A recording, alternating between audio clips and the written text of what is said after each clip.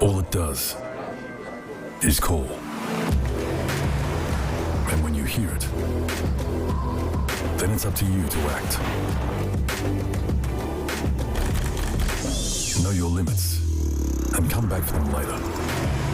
Forget yesterday and tomorrow. Be here now. Drive to the edge of the map and then drive further.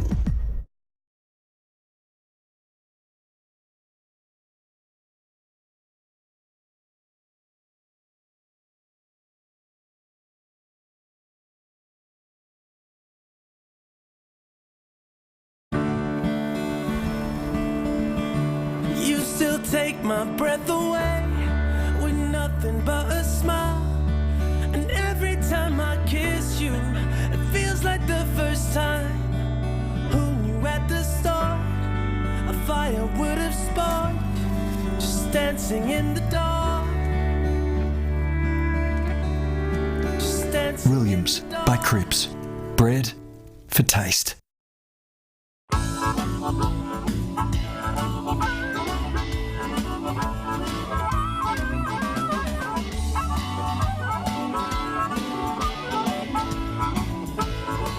In today's world of self-service, it's nice to know that there's still a place where you can sit back and relax. Bennett's Driveway Service, now at Snug, Lerner Valley and Sandy Bay. For more than 40 years, Bennett's Petroleum has been there for all Tasmanians.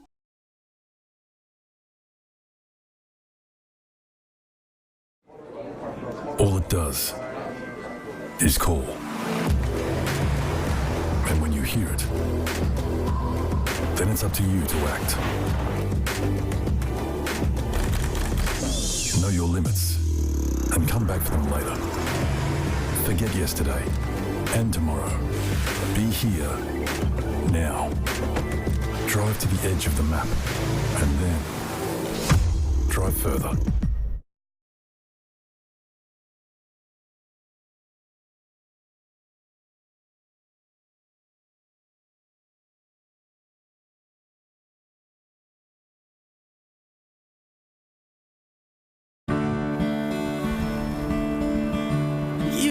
Take my breath away with nothing but a smile. And every time I kiss you, it feels like the first time. Who knew at the start a fire would have sparked? Just dancing in the dark. Just dancing Williams in the dark. by CRIPPS. Bread for taste.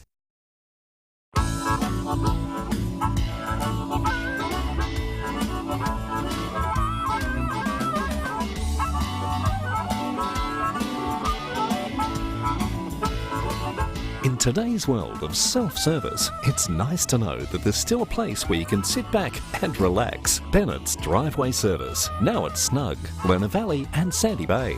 For more than 40 years, Bennett's Petroleum has been there for all Tasmanians.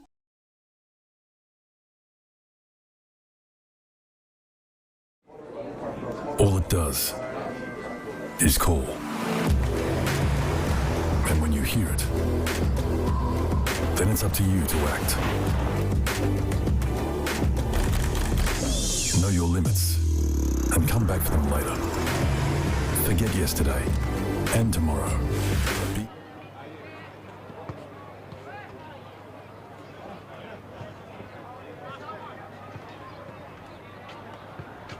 So good afternoon, ladies and gentlemen, and welcome back to North Hobart Oval. It's been an action-packed day. We've seen three really hotly contested grand finals, and that last one was a beauty down to the end. Clarence running out victors, but Lauderdale certainly had plenty of opportunities, but just couldn't keep up with them in the end. It now comes down to this, our last grand final of the day. It is the under 16.5s. And it's back to where we started in the first game. It is the two powerhouses. It's North Hobart versus Clarence.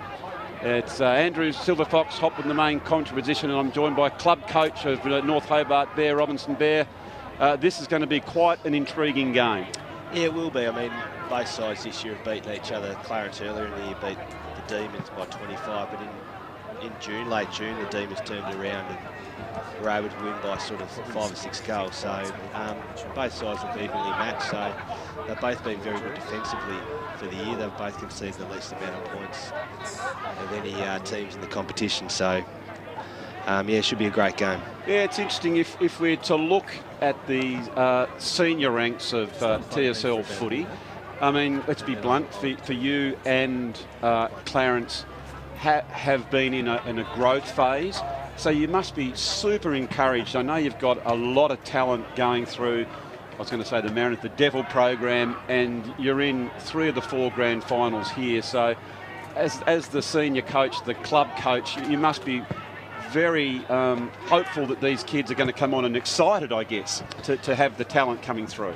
Yeah, I mean, that player retention is obviously one of the most important things of TSL. You've got to make sure these kids continually want to be part of the program. And last year we had guys like Kai Coburn, who come out of the 16s, ended up playing a senior game at the end of the year.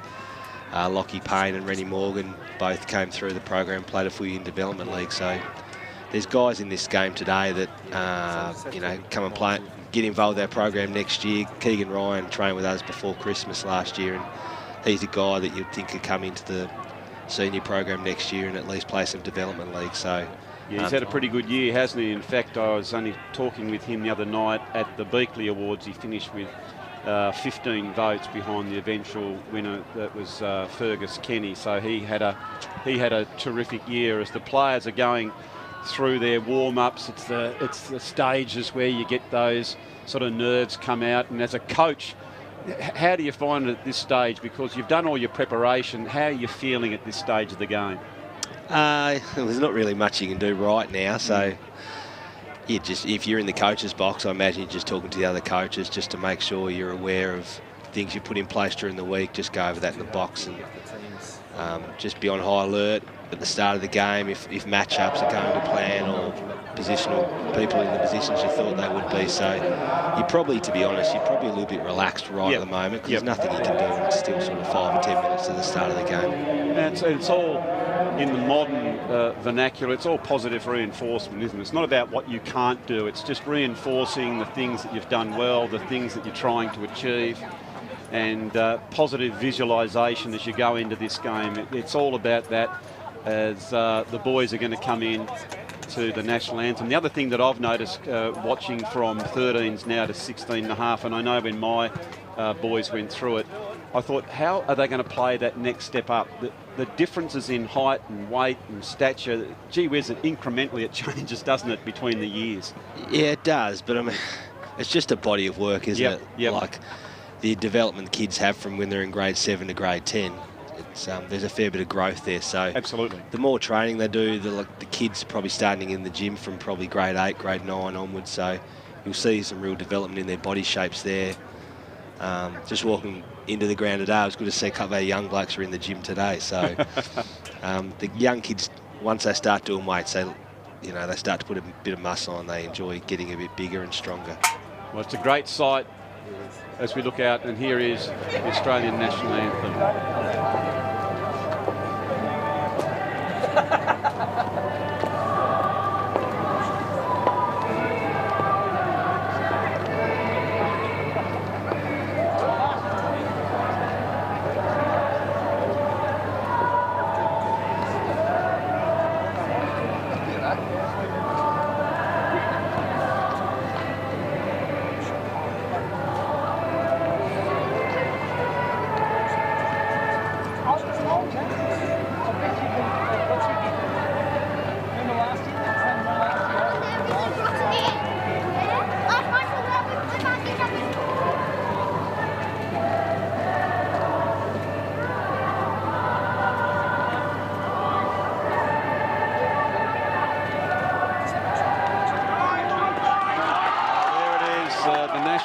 Is done and dusted as the players now break and get into what is the crucial bounce. As we said before, the coaches would have done everything they could have done.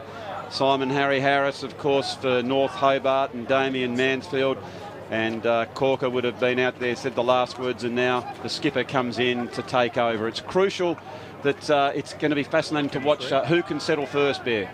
Yeah, I think any the finals, particularly early, it's the side who settles first and shows some composure, because obviously they're very nervous, which is understandable, but you've just got to make sure everyone shows some composure, particularly early, because even at senior level, the sides that don't show that composure quite often have 3 or 4 quick goals kicked against them. So obviously I'm biased, but hopefully the North Hobart boys settle. Oh no, we're all very neutral in the box here. There's no doubt about that.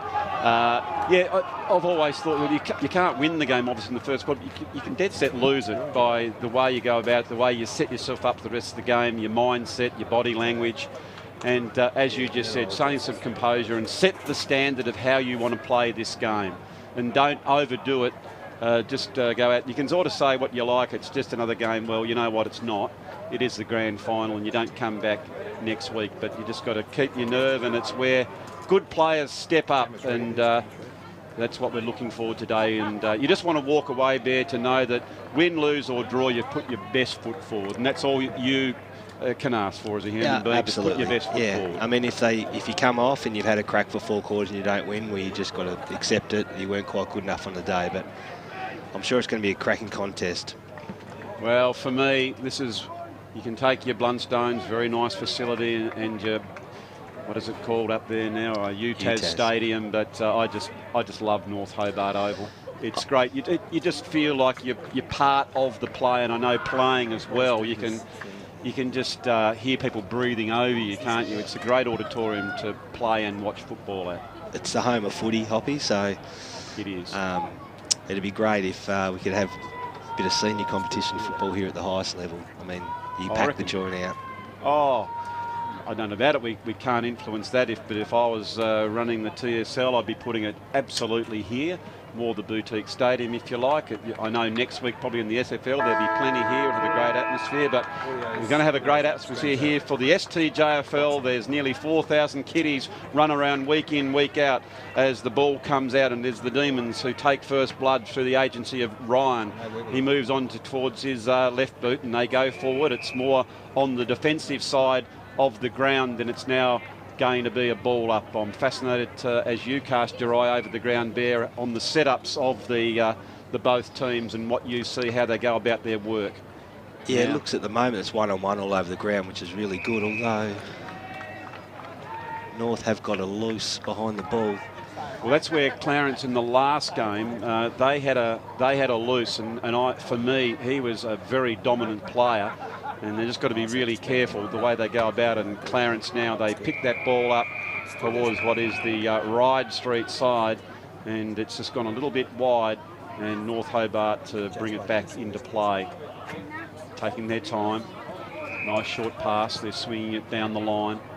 Oh, but Clarence reading that play very nicely and taking a mark was McCullum. Now, McCullum's a very good young player. He's come up from the lower division, and he's stepping up an age group, and he knows he's a talent. Reasonable bloodline too, just quietly as the ball goes towards that wing position, and it's a very strong mark by Ward. Ward going back now, doing the right thing and looking inside. That's what I like to see in kiddies, isn't it, as well? Just take the blinkers off, Bear, and look inside. Don't always go down the line. Yeah, we at senior level are telling our guys to take the blinkers off and even take the earmuffs out. Yeah. Just so they open the play up. Particularly at North Hobart, you don't want to get stuck on this side of the ground. It can be hard to score. So yeah, I spoke to one of the legends of your club in Darren Perry, who assisted me before, and of course he's played a few games here. He should know, and that's the defensive side of the ground. If you want to score, it's more through the middle or through the side that the Peter Sharp Tower was, but not now, but we are in the Duff TV van, and just beside us as well is that exciting development which is going ahead here, Bear.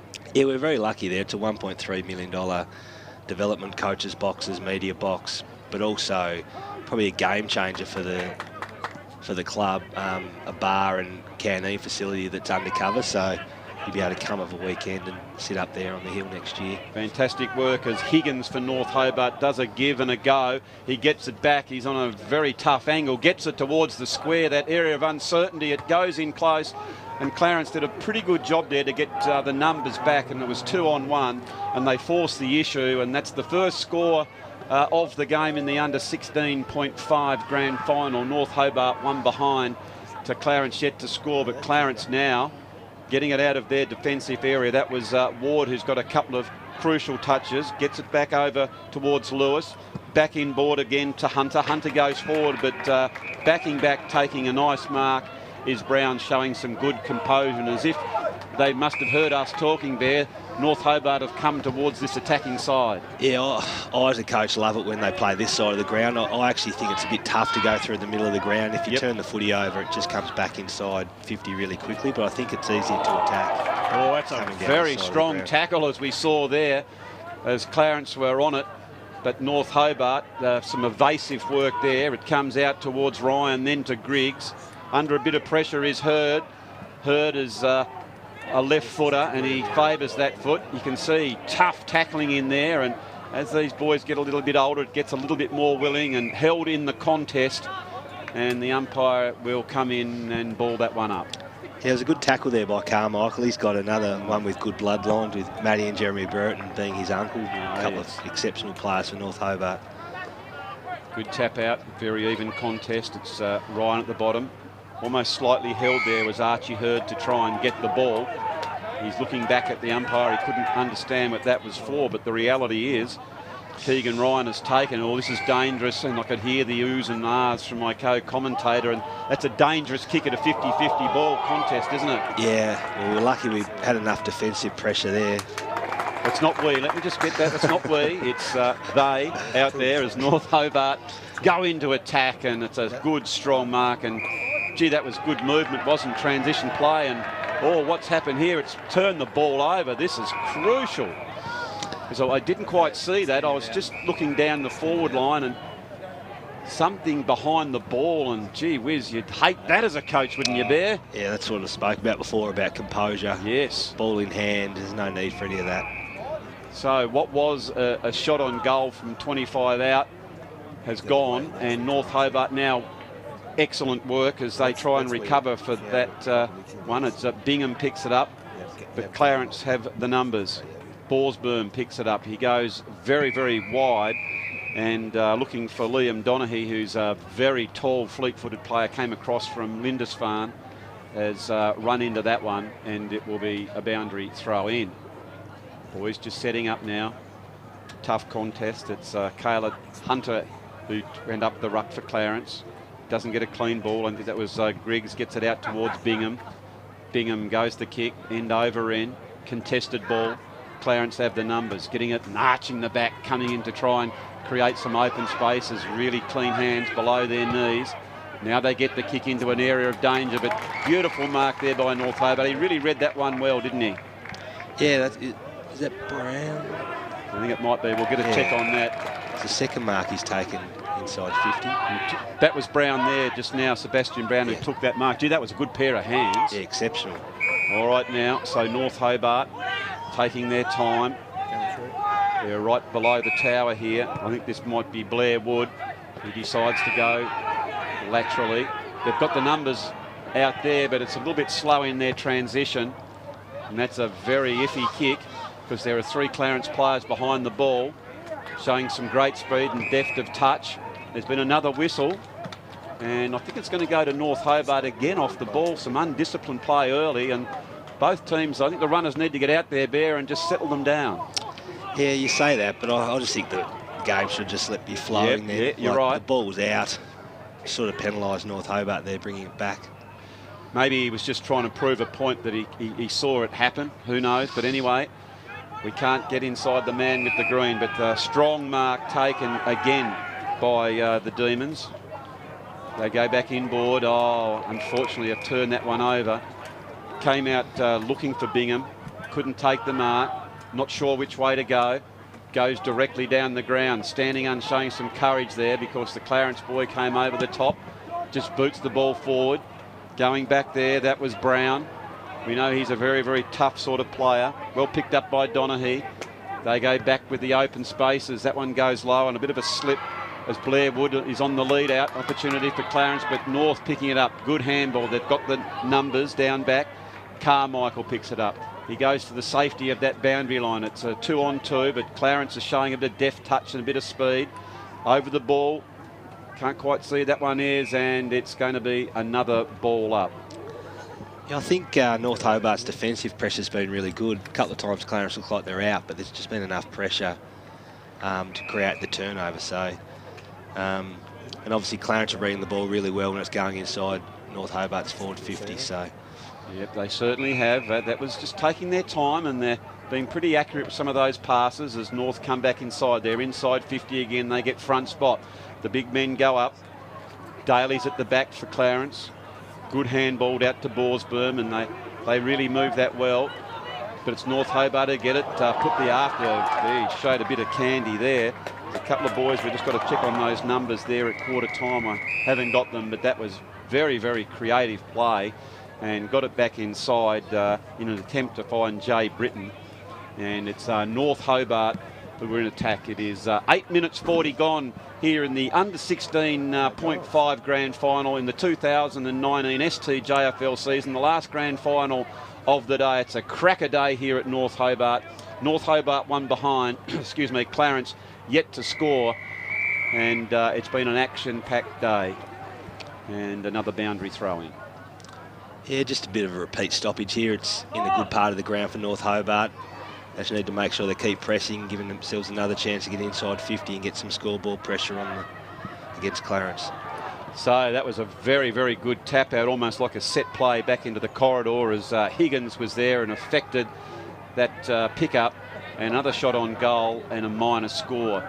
I've always thought, I know I used to get a little bit toey when I was coaching there, when you have the momentum or have the ball in your forward line and you're kind of dominating the game, of which, let's be honest, North Hobart have had it down there, but they're not hurting Clarence on the scoreboard.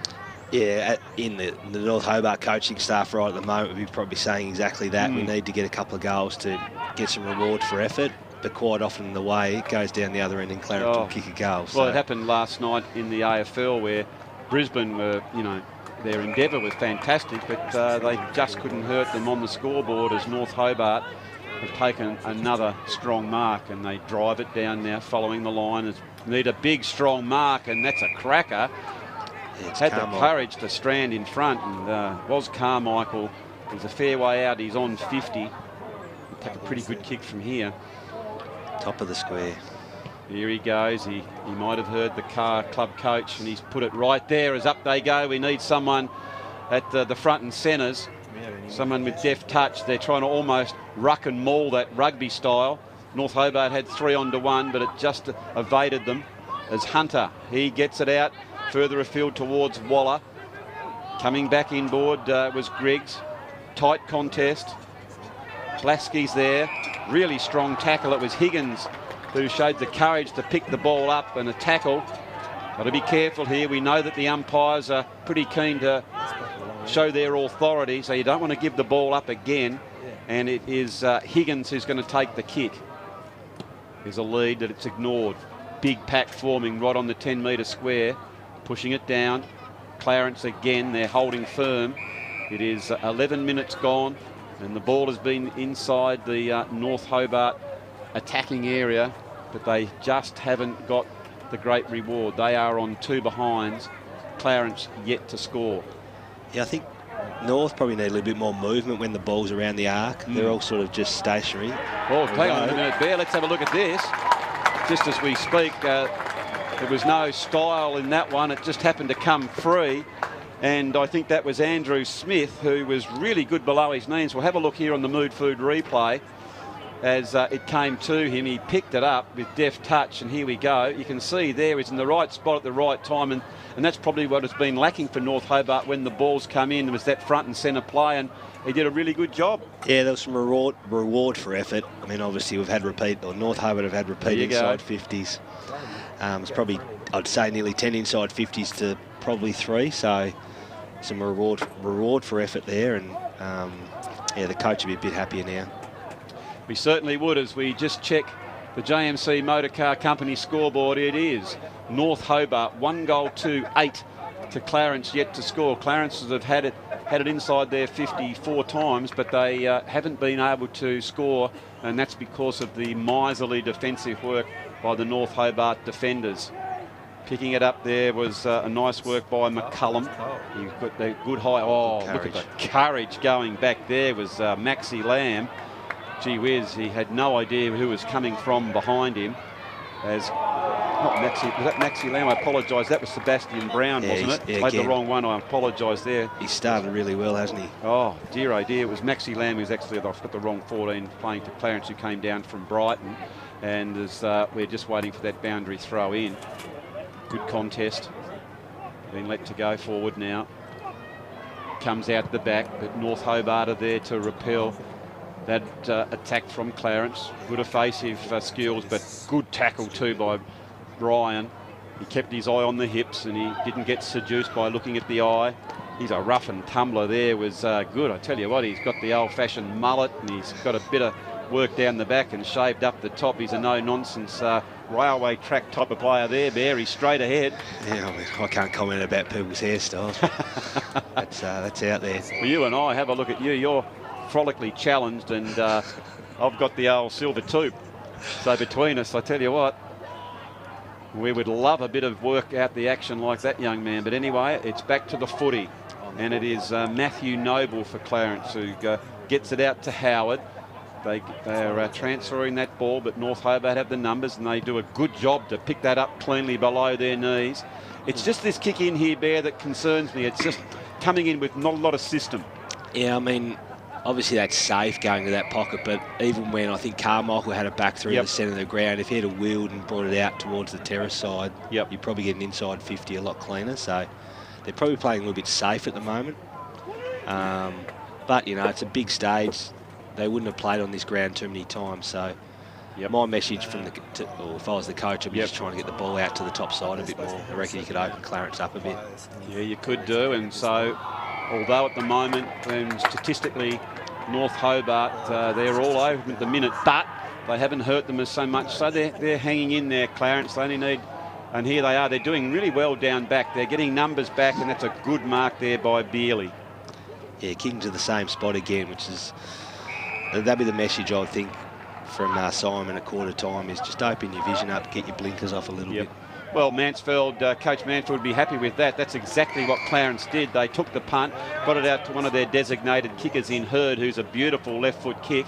And now they're going forward again as North Hobart come out and they're tracking that one in McGann, and he slips over at the crucial time and the umpire will come in and ball it up. So it's 15.5, nearly 16 minutes gone in the under 16.5 grand final in the Cripps the Master Baker STJFL final series. It's been a cracker of a day here, ladies and gentlemen. We hope you've been enjoying the coverage. We've enjoyed bringing it to you here from Duff TV as the ball goes forward, comes over the top. North Hobart leaning it out. That's excellent work there, I think, from Parsons, who gets it over toward the leading player in Smith, who we know can be creative and get a goal.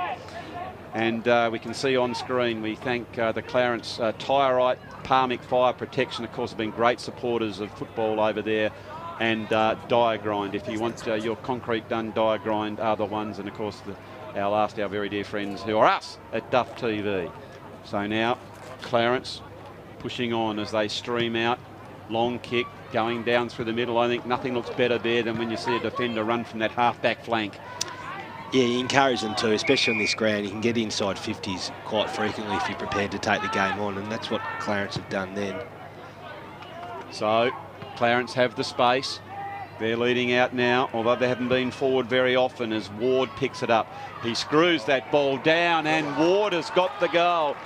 I'm a veteran of the Caber at 58 years old, and I can't tell you how many times does that happen when one team has dominated, then all of a sudden they get the first forward entry, Bear, and they have maximised their efforts, and Clarence have got a goal. Yeah, and it started from the stoppage, the boundary throw, and it can happen so often here at North Hobart. If you don't have enough pressure and keep the ball, you can get whacked from one end to the other, and obviously Clarence were able to exit out the back of the stoppage, and they took the game on, and some quick ball movement, and that was an exceptional finish though as well. Well, it certainly was. So Clarence, they are 1 goal straight, 6 points. North Hobart 1-2-8 at the 17.5 minute mark of the first quarter here in the grand final. Very, very nice kick there by Ned Ward. Ball coming back now. It's North Hobart. They're defending stoutly as they go into attack now. Good attempt to mark the ball. Forward they go. Hilda gets the handball over the top.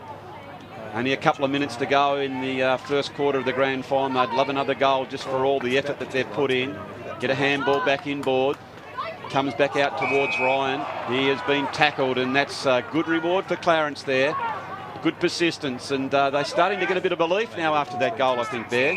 Yeah, I suppose the Demons just before, they probably should have looked to get the footy over the line to have a repeat stoppage, but they kept the ball alive, particularly at this stage of the quarter. Like, you just need to maintain the footy, slow it down a little bit, but obviously the young fella tried to keep it in, and as a result, now Clarence have got another inside 50.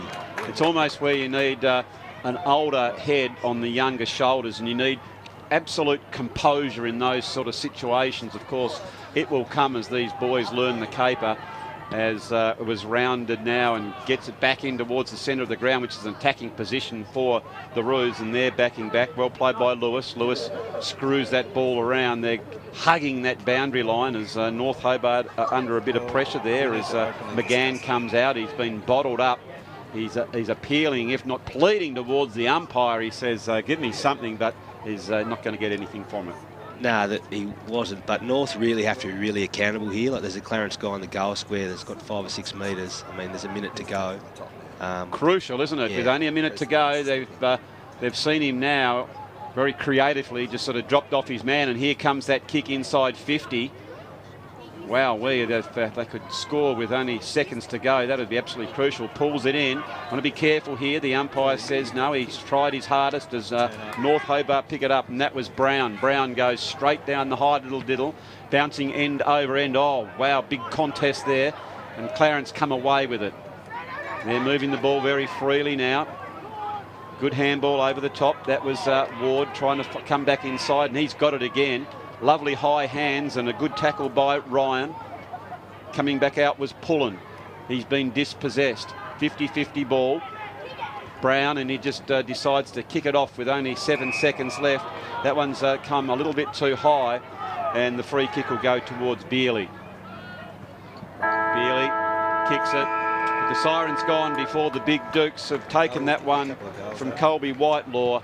And it is quarter time here in the under 16.5 grand final in the STJFL Cripps the Master Baker grand final, the last one of the day. We hope you're enjoying the cover. It is North Hobart 1 goal 2-8, Clarence 1 goal straight. And for North Hobart, who got the first goal, it was Andrew Smith with that left foot hook over his shoulder. And for Clarence, it was Ned Ward similarly on that creative fake. And who were some of your best players there, Bear, in that first quarter? Oh, I thought for the Demons, I thought Ryan and Carmichael were probably the better two. I thought Sebastian Brown across halfback was also very good. So I'd probably try and play with Keegan Ryan a bit more forward. Yep. I'd probably look to put Carmichael on ball. I think he'd be really suited in this type of game, playing in the midfield, just allowing him to get some centre clearances, and I'd try and isolate Ryan deep forward.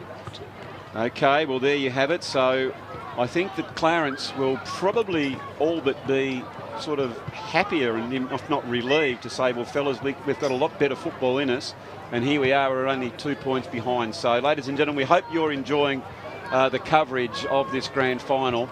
We are going to take a quick break now, and we'll be back with the second quarter very shortly.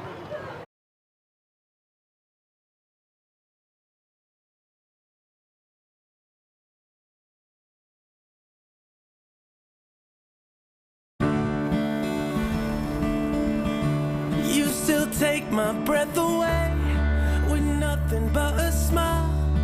And every time I kiss you, it feels like the first time. Who knew at the start a fire would have sparked, just dancing in the dark.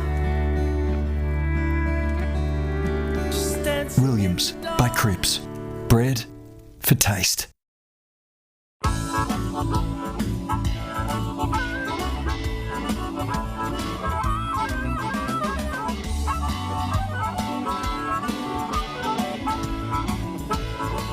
In today's world of self-service, it's nice to know that there's still a place where you can sit back and relax. Bennett's Driveway Service, now at Snug, Lerner Valley and Sandy Bay. For more than 40 years, Bennett's Petroleum has been there for all Tasmanians.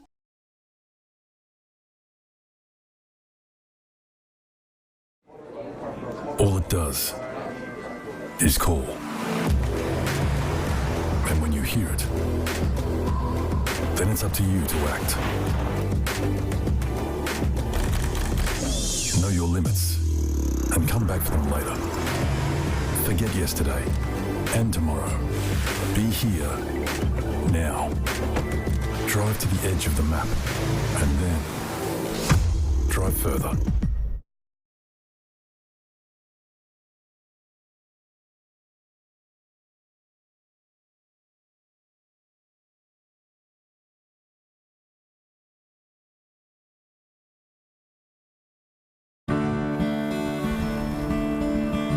You still take my breath away with nothing but a smile. And every time I kiss you, it feels like the first time. Who knew at the start a fire would have sparked? Just dancing in the dark. Just dancing Williams in the dark. by Cripps. Bread for taste.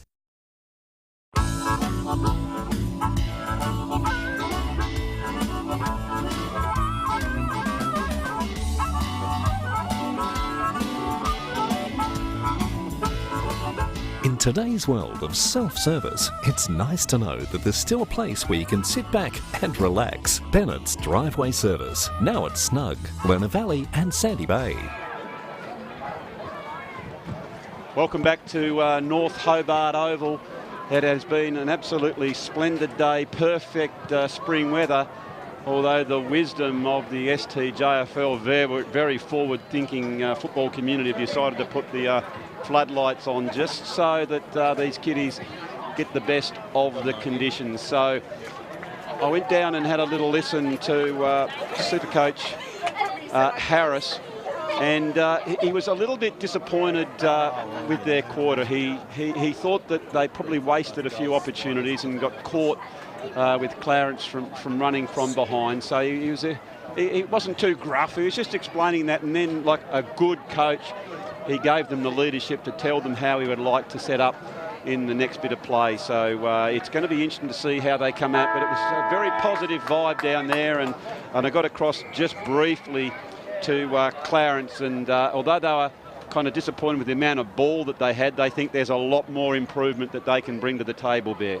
Yeah, I mean, Clarence have got a lot of upside. I mean, I personally think North Hobart dominated the territory battle in the first quarter, so there's a lot of improvement to come from Clarence. All right, so we are underway with the second quarter.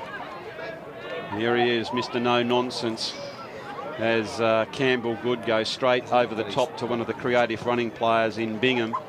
Bingham goes direct. Oh, big one-arm Duke went up. Couldn't quite bring him in. That was Higgins. Trying to tackle now here is crucial to hold that ball into the 50 when you get it down there. And rushing back is Rowlands, and he has been a very good player in that first quarter as well, Bear. Yeah, I mean, he's had a fair bit of footy. That was an exceptional mark. He's lost his boot here. But... well, there he goes. He just goes with the old sock. Very dangerous kick, and look at the turnover. There were 3 Roos to 1 Demon, and it opens up the play as Clarence take possession, but good defensive work. They still have the numbers, but they can't get their hands on the ball. North Hobart pick it up through Griggs and just bludgeon that one back up through the centre. I thought they were just a little bit lucky there, Bear. Yeah, it looked like it was going to be slingshot from the turnover across half back, so it's a very dangerous kick on any ground, but particularly North Hobart Oval. All right, so the ball comes back out towards Rowland, who now has 2 shoes on, which is very handy because it's a little bit soft underfoot and leading out. Gee whiz, that's a very strong mark. Good hands by Ryan. Ryan goes back in. Just keeping it in was very, very clever. Nice play by Higgins. Comes around the body. Well worked. It's Tompkins who gets it for Clarence. Comes back out towards Hurd. He gives a bit of a give and go. They're under a good amount of pressure, and Bingham swings that back in. It's almost like, oh, look at that. Running with the flight was Higgins, with no fear for what was going to happen to him, as Williams is at the bottom, and Williams goes again. He just goes without it. Backing up is Smith, who we know could kick a goal. North Hobart, they both all but spoil each other. They swing around, was Keegan Ryan, but the umpire said that one's hit the post. And again, it's just Not great system, that last kick into the forward line there. No, again, but that was still a good contest. Absolutely. I'm liking Keegan Ryan being closer to goal. I think he looks very dangerous. If they can give him some isolation, I reckon he'll hit the scoreboard very soon. Yeah, that's how I would have seen it. When there was 2-on-1, I think it's almost sacrificial, but I think that other player needs to lead his man out, and then on the flight of the ball, that's when you turn back in front and centre. Yeah, I know what that's like. Playing my career with Robert Devine, I was always the sacrificial lead, so just got to play your role, don't you? Yeah, absolutely. But you'd much rather a medallion round your neck than not. So Absolutely. If that's what's going to win it, just take your man out, but then you can get on the bike and get front and centre. As there's been an infringement in play, and Clarence are going to take this free kick. Sun is really coming down, and whereas yesterday you were up here with a couple of coats on, today you had to make sure you had the 30-plus block out as Tompkins takes the kick. Excellent, accurate kick into the middle of the ground. He comes out towards the attacking zone, and again, like before, where North Hobart turned it over. Conversely, Clarence have done the deed this time, but at least they're attempting to take the game on, as Clarence, through a succession of good handballs via Noble, gets it into their attacking zone. It's McGann who led that play, and he's been rewarded because he was held without the ball. McGann again, good skills via the foot, comes out to Marsh. Marsh sizing up his options. Not a lot on, so he goes towards that pack and the lead out of Keegan Ryan. Again, if that's going to be a little bit predictable, let's see, maybe Ryan start a little bit closer to goal bear, so he runs out and those other forwards try and give him space to run into. Yeah, potentially, but I see the problem at the moment is the ball's just rebounding straight back out of inside 50. So Keegan's role is not to, obviously you want him to apply some type of pressure, but the guys know where the ball's going to go, so they need to be making sure they get at his feet and really put the pressure on. Right at the moment, the last 5 or 6 times it's gone in there, it's come straight back out because there's just not enough pressure for the North Hobart forwards. Okay, so there's plenty to work on. Very even contest. It is North Hobart, 1 goal 2-8. Clarence 1 goal straight, and Clarence have a big opportunity now as they have it inside their 50. As the ball bounces one way, then back over the other, and some reward for being to the ball first, and Blair Wood will take that one. Nice kick by Wood, gets it out towards Rowlands, who's been absolutely dominant in this second quarter. He's very neat by his feet, isn't he? Like, he doesn't waste too many possessions. And the interesting thing as well, I mean, that possession that he had was deep in defence. He's running really hard, both forward and back. And there is the turnover affected by Clarence. They've chipped in nicely and taken that mark. Goodbye foot out towards Noble. He's getting plenty of the ball too. Not the greatest kick. He's got 3 onto 1. North Hobart now, if they've got 3 there, they're almost playing kick to kick. You could almost see that going to happen, wasn't it? They've had the spares, and they've just can't do that long kick there. You've got to go to where the men are, not just kick the distance. Well, I think the boys off half-back just need a bit more composure, lower their eyes a little bit. As we said in the first quarter, take the blinkers off. Because you don't want to play a game of tennis back and forth to the same spot. So yeah, it's been a good contest this quarter, but they just need to have a look where they're going.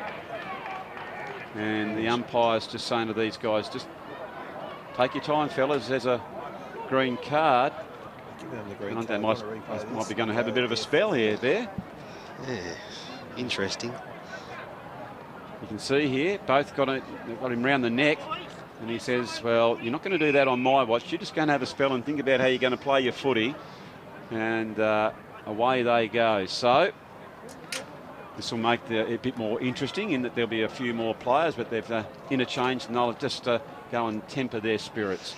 So now we're back into the contest. Goes back in towards centre half forward for Clarence. Ball's in dispute. Coming through hard was Reed. Gets it over. Oh, they've got 2 men. They all but spoil each other. They need to be able to have a clean pickup. That's Max Lamb, who's a pretty good kick normally on his left side of his body. I've seen a lot of him over the years, and that one has gone out of bounds. So the Clarence, Tyrite, Parmick, Diagrind, Roos I'll be pretty happy with how things are going at the minute. Yeah, I mean, we've got the 2 best defensive sides for the year on the big stage, so there's no surprise that it's such a low-scoring game at the moment. You never feel safe when the game's like this, do you? You never do. No, you're relying on the opposition to make a mistake, potentially see you score. So Clarence obviously caused the turnover here again. So this is a very crucial kick for goal. See here, and it was Borsboom who just played in front. He read that one really well. And Ryan Borsboom will go back and have a shot. Stuttering, left footer. Kicks it towards the goal, and it's gone from right to left as far as he was concerned. And we can hear in the effects, Mike, the crowd to the right are all red and white, and they are absolutely cock-a-hoot because that's only their second attempt at goal, and it's been 2 goals straight. They move on to 12 points. North Hobart 1 goal to 8 as we have a look at the kicking style here of Ryan Borsboom on the Mood Food replay. That was a very nice kick there. You'd be very happy with that. Yeah, and as a coach, I actually like watching the player rather than the reaction of the crowd or the goal umpire. And as soon as that hit the boot, he was declaring it was through. He did look pretty happy, didn't he? Yeah, it was a good kick for goal. Good ball drop, square shoulders, again, low hands. Not a lot can go wrong when you kick like that. So all of a sudden now, Clarence 4 points to the good, even after what has been, I would have thought, a more dominant performance by the Demons, but they haven't got the score on the board yet. So Clarence now building belief. They go inside 50 again. Oh, there's a couple of chances there. Just goes begging. Under a bit of pressure now is Coburn. And at the bottom of the pack, he's been pushed and gets another one to go on with by Maxi Lamb, a little bit frustrated. Oh, and he gives one after. It's got to be downfield as far as I can see. And that's the way the umpire has seen it. So North Hobart will take that kick. Going out towards Brown. Brown picks it up. Excellent kick. Further afield towards Bingham. Bingham with pace. He's been mowed down. Good chase by the defenders by Clarence. Goes towards Tompkins, and Tompkins kicks that out, and Clarence take the mark. Gee, that was, again, from a coaching perspective there, you love it when you see those rundowns, don't you? Yeah, absolutely, and that's what's created the turnover. North have obviously taken an intercept mark here, so it'd be nice if they try and switch the footy. They go short because they have the spare man. Nothing's on inside. Taking their time, looking around. So they just go the big Hail Mary, up she goes, and that's an easy one to defend, and it's a good punch too by Clarence. Comes out back again towards centre half forward. Good pick up by the Demons, but they can't get some space through a succession of chain of handballs. It comes out towards Marsh. There's been a whistle, and I can see the hand. Oh, and he's been pushed again. 50. That's another 50, surely. And that's going to go right at, that was very undisciplined play there by the Roos. And if I was North, I'd be walking away from the Clarence boys at the moment. And that's what they're doing now. They're trying to tell you can see Carmichael's a little bit fired up. And the rest of his teammates have said, let's leave it alone. Let's just kick the old sausage and put that one through. And North Hobart drilled that one through as we see the goal kicker coming towards the boundary line. Nice work. We see the handball. And it was Marsh, I think, Maxi Marsh, who was the recipient, and he has put that one straight through. And dear, oh dear, I don't know what happened. It was a bit of a brain fade there from the Roos. It was a bit uncharacteristic on how they'd played the game so far there. Yeah, you'd be disappointed if you're the Clarence coach. I think the last sort of 5 or 6 minutes, Clarence have had all the momentum, so that gives North a sniff, and now obviously they're back in front. So it is North Hobart 2-2-14, Clarence 2 goals straight 12. It is 2 points the difference here in the STJFL under 16.5 grand final for 2019. Clarence have the ball. It is 11.5 minutes gone. They go the short pass. That's a good lead and a strong mark. Well taken there by Maxi Lamb. He's a known goal kicker. I reckon this will be a bit too far for him. He's undecided on what to do. He goes the kick. Strong play. Oh, up they go. Not a bad distance on that one, but I think it was always going to be on his limit. And North Hobart were able to parry that one over the top for the minor. Yeah, it's tough to kick goals from that pocket over there, so that was actually not a bad effort. It was good, especially when you're on the wrong side of your body. And North Hobart taking their time to bring that one in. It's Bingham. A lot of players getting free, so that means someone's prepared to run. Conversely, someone isn't, and that was Rowlands, who I think has had a stellar second quarter on his own back. He's trying to get North Hobart's momentum going forward as the ball, I was about to say, was close to the line. It's gone over, and another boundary throw in with 12.5 minutes gone in the STJFL under 16.5 grand final for 2019. Yeah, Rowlands has been exceptional this second quarter. He was quite lively in the first quarter, but I reckon he's had half a dozen touches. Yeah, at least, as that was Blair Wood at the bottom. He was set upon, in fact, that was Asaurus, and he wasn't going to get through that. And the umpire had no alternative but to have another stoppage, trying to force their way through here. Held without the ball, probably a little bit too long, and Clarence are going to take the free kick. That was Reid getting it further in, toward, looking for Lamb as he went up there. Lamb's normally good on the lead, and it was good defensive work there by Coburn to come over the top, and a good spoil as he just affected that punch. Yeah, it was exceptional. The Clarence guy was in the position to mark, so it was good from Coburn to apply that pressure to get another stoppage. The umpire says, look, I wouldn't mind if you did that one again. So the boundary throw-in will be affected again. Here we go. In it comes. Clarence go towards the ball. It was Lamb at the back. It's a good handball over the top. Barely, but North Hobart have the numbers. They go directly down the middle of the ground. Good spoil applied by Ryan, who's come out from deep into attack. Comes out towards him now. Well played by Butler. Screws that ball around. Good contest. Made his way to the front, did Williams. Good effort. Woods over there.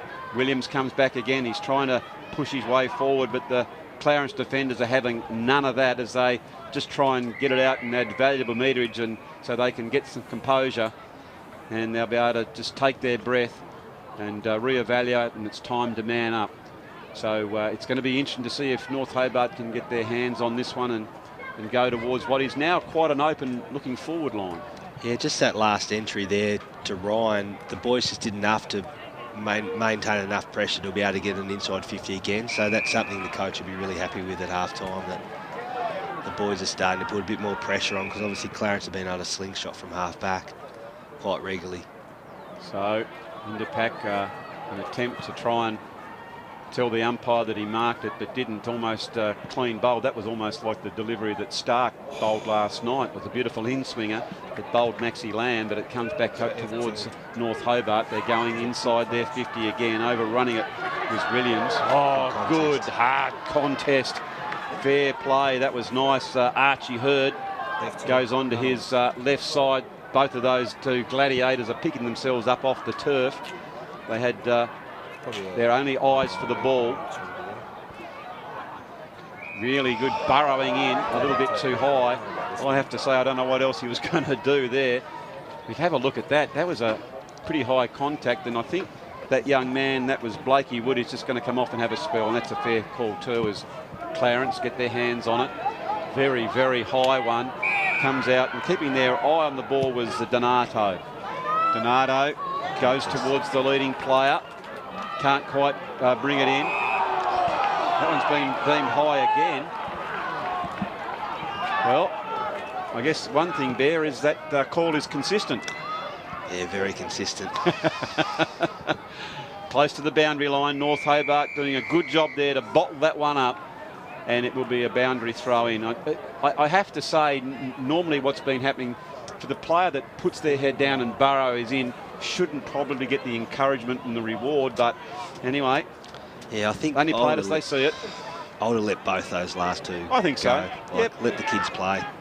Let them play. Oh, that's coming over. That was a pretty ugly tackle, to be quite honest, as Buchanan came over the top. It was probably David and Goliath as well, and showing good courage there was Blair Wood to hold his feet, and he was rewarded with that one.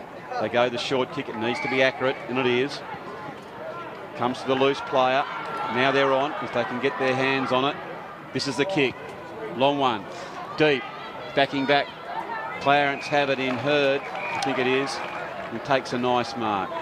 You just need to lower his eyes inside 50 there. There's a couple of options from the North Hobart boys coming at him, but that's better.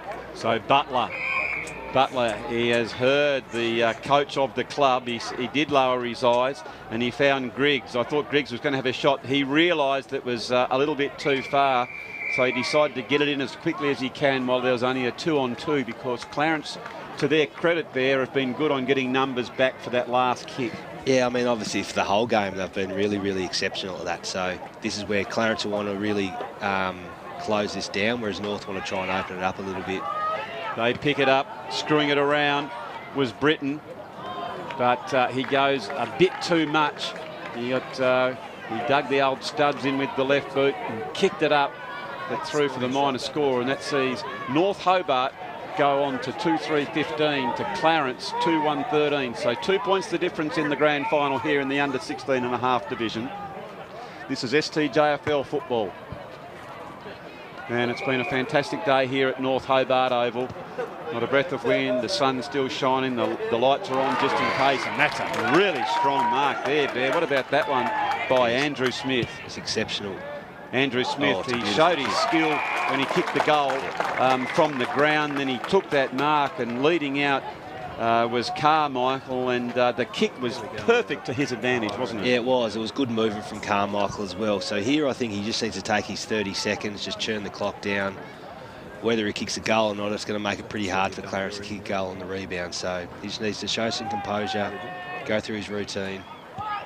Carmichael, he kicks it for a minute there. I thought it was going out to the right, and it worked its way from right to left. And as the boys have got around him and given him a pat on the toot, they are absolutely thrilled that he drilled that one. And to be quite blunt, I thought from that passage of play from North Hobart, that was probably their best forward entry. It went in with good system. I mean, it was a great mark from Smith from the Clarence kick outside 50. So, but then he showed some composure, lowered his eyes. Carmichael came at the footy, which I think going forward in the second half, North Hobart have to do that a lot more rather than just blaze away. So it was a really good finish too by Carmichael. So we're getting close to half time, 20 seconds left. Good tap by the Demons to the advantage, but coming in now, that was Hurd. He goes the handball, then he runs off. That's what you like to see of the kiddies, not just one possession. You either give and go or give and protect the person with the ball. They're the most important player on the ground. As Clarence come in attacking the ball was McCullum. They need a mark, North Hobart, and beautiful work by Thomas McGann, because if they got that mark, they could have had a shot on goal. So it is half time in the STJFL Cripps the Master Baker Grand Final in the under 16.5 division. We find ourselves with North Hobart 3-3-21 in front of Clarence 2-1-13, and for North Hobart it is Carmichael who got that goal just a few minutes ago, Marsh and Smith, and for Clarence, Ward and Borsboom there. Yeah, I think Clarence probably in the middle of that quarter probably were the best side. It's just North were able to kick those 2 late goals, which is probably against the momentum in that quarter. So I think both coaches are going at half-time really believing they can win the game. So it's just going to be a matter of who shows the composure, who uses the footy better when it goes inside 50, because I don't think it's going to be a very high-scoring, well, it's not obviously, it's 5 goals for the half. So, yeah, I mean, North have to stop Clarence's rebound from inside North 50. I think they get the ball slingshotted out. Yep. So that's what I think the message that Clarence would be saying, this is what we do really well. So they'll be being told to take the game on a bit more and get inside 50 quickly, because when they've been able to do that, they actually have scored. So, yeah, it's a very even game. It's a good standard of game. Yeah, it certainly is, and I'm sure that Coach Harris will amplify that forward entry is when we take our time and pinpoint to the advantage of the leading player. That's what we want to see. So, ladies and gentlemen, we'll take a break now. Here's a kindly word from our sponsors, and we'll be back with the second half very, very shortly. To score. Yeah, I think North probably need a little bit more movement when the ball's around the arc. They're all sort of just stationary. Well, hang on a minute, Bear. Let's have a look at this. Just as we speak, there was no style in that one. It just happened to come free. And I think that was Andrew Smith, who was really good below his knees. We'll have a look here on the Mood Food. They're leading out now, although they haven't been forward very often, as Ward picks it up. He screws that ball down, and Ward has got the goal. I'm a veteran of the Caber at 58 years old, and I can't tell you how many times does that happen when one team has dominated, then all of a sudden they get the first forward entry there, 50, when you get it down there, and rushing back is Rowlands, and he has been a very good player in that first quarter as well, Bear. Yeah, I mean, he's had a fair bit of footy. That was an exception. Tennis, yep, back and forth to the same spot. So yeah, it's been a good contest this quarter, but they just need to have a look where they're going. And the umpire's just saying to these guys, just take your time, fellas. There's a green card. They might be going to have a bit of a spell here. There, shot, stuttering, left footer, kicks it towards the goal, and it's gone from right to left as far as he was concerned. And we can hear in the effects mic, the crowd to the right are all red and white, and they are absolutely cock-a-hoot because of the session of chain of handballs that comes out towards Marsh. There's been a whistle, and I can see the hand. Oh, and he's been pushed again. 50. That's another 50, surely. And that's going to go right at that. Was very undisciplined play there by the Roos. And if I was North, I'd be walking away from the Clarence boys at the moment. And that's what they're doing now. They're trying to tell, you can see Carmichael's a little bit fired up, and the rest of his teammates have said, let's leave it alone, let's just kick the old sausage. He marked it, but didn't almost clean bowled. That was almost like the delivery that Stark bowled last night, with a beautiful in-swinger that bowled Maxi Lamb, but it comes back up towards North Hobart. Inside there, 50 again, overrunning it was Williams. Oh, good, hard contest. Fair play, that was nice. Archie Hurd goes on to his breath of wind. The sun's still shining, the lights are on just in case, and that's a really strong mark there, Bear. What about that one by Andrew Smith? It's exceptional. Andrew Smith, he showed his skill when he kicked the goal from the ground, then he took that mark, and leading out was Carmichael, and the kick was perfect to his advantage, wasn't it? Yeah, it was. It was good movement from Carmichael as well. So here I think he just needs to take his 30 seconds, just churn the clock down. Whether he kicks a goal or not, it's going to make it pretty hard for Clarence to kick a goal on the rebound. So he just needs to show some composure, go through his routine. Carmichael, he kicks it for a minute there. I thought it was going out to the right, and it worked its way from right to left. And as the boys have got around him and given him a pat on the toot, they are absolutely thrilled that he drilled that one. And to be quite blunt, I thought...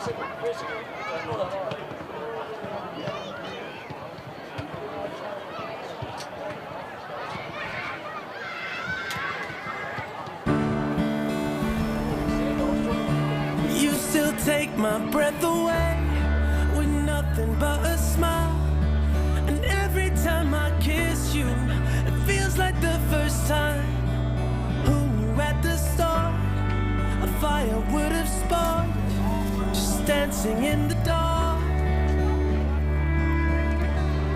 Just dancing Williams in the dark. by Cripps. Bread for taste.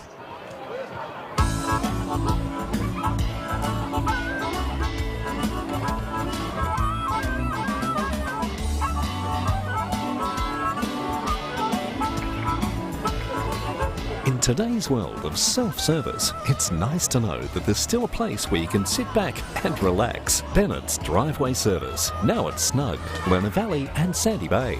For more than 40 years, Bennett's Petroleum has been there for all Tasmanians.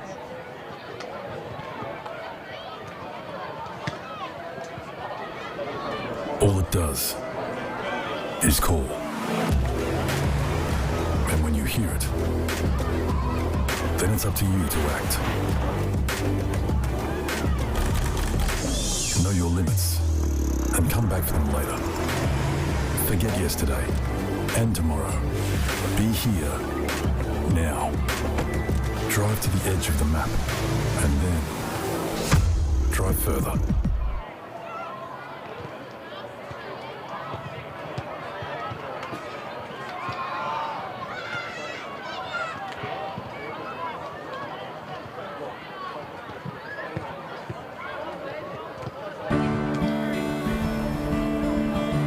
You still take my breath away with nothing but a smile.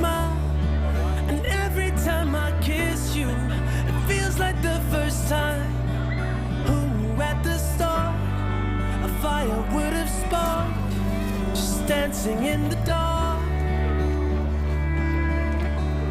Just dancing Williams by Cripps. Bread for taste.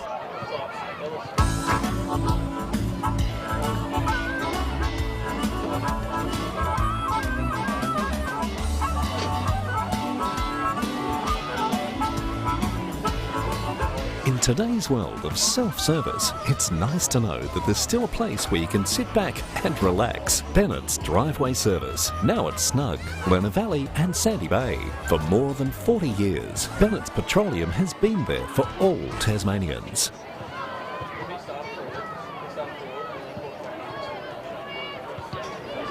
All it does is call. And when you hear it, then it's up to you to act. Know your limits and come back for them later. Forget yesterday and tomorrow. Be here now. Drive to the edge of the map and then drive further.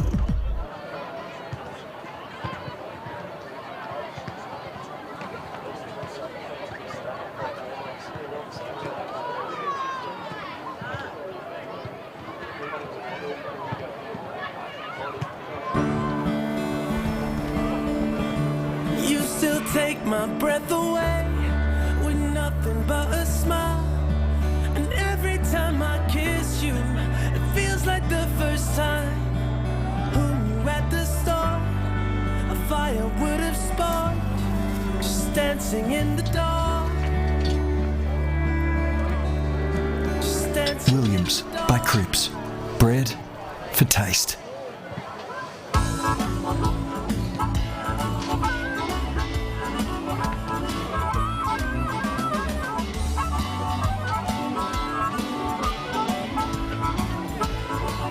In today's world of self-service, it's nice to know that there's still a place where you can sit back and relax. Bennett's Driveway Service, now at Snug, Lerner Valley and Sandy Bay. For more than 40 years, Bennett's Petroleum has been there for all Tasmanians.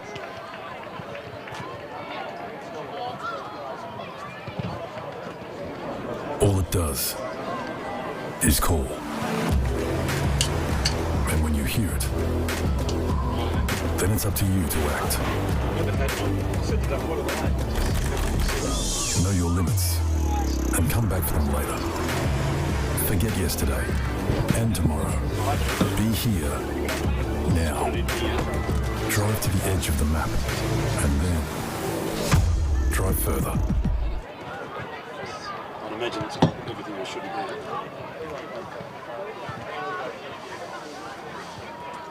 God, what a taste.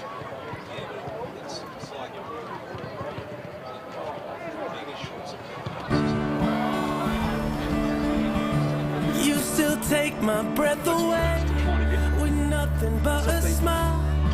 And every time I kiss you, it feels like the first time. So easy, Who knew at the start a fire would have sparked? Just dancing in the dark. Just dancing. Williams by Cripps. Bread for taste. I'll be interested if it gets really close at the end, which it is here.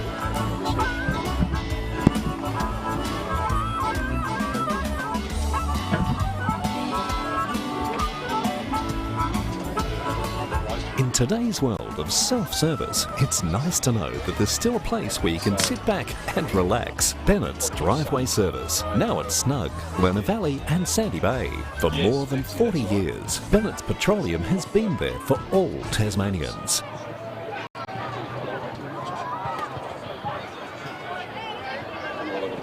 All it does is call.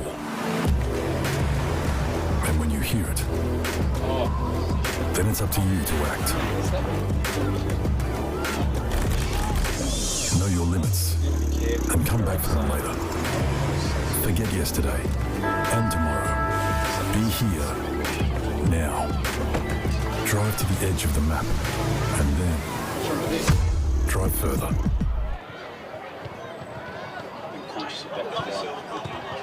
Thanks, mate.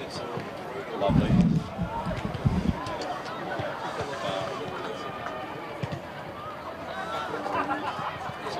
next week's grand final. You still take my breath away with nothing but a smile. And every time I kiss you, it feels like the first time. Who knew at the start a fire would have sparked? Just dancing in the dark. Just dancing Williams in the dark. by Cripps. Bread for taste.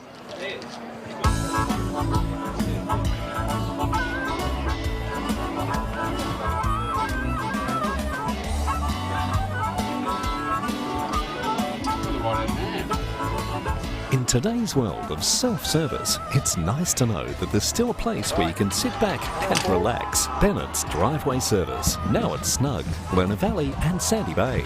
For more than 40 years, Bennett's Petroleum has been there for all Tasmanians.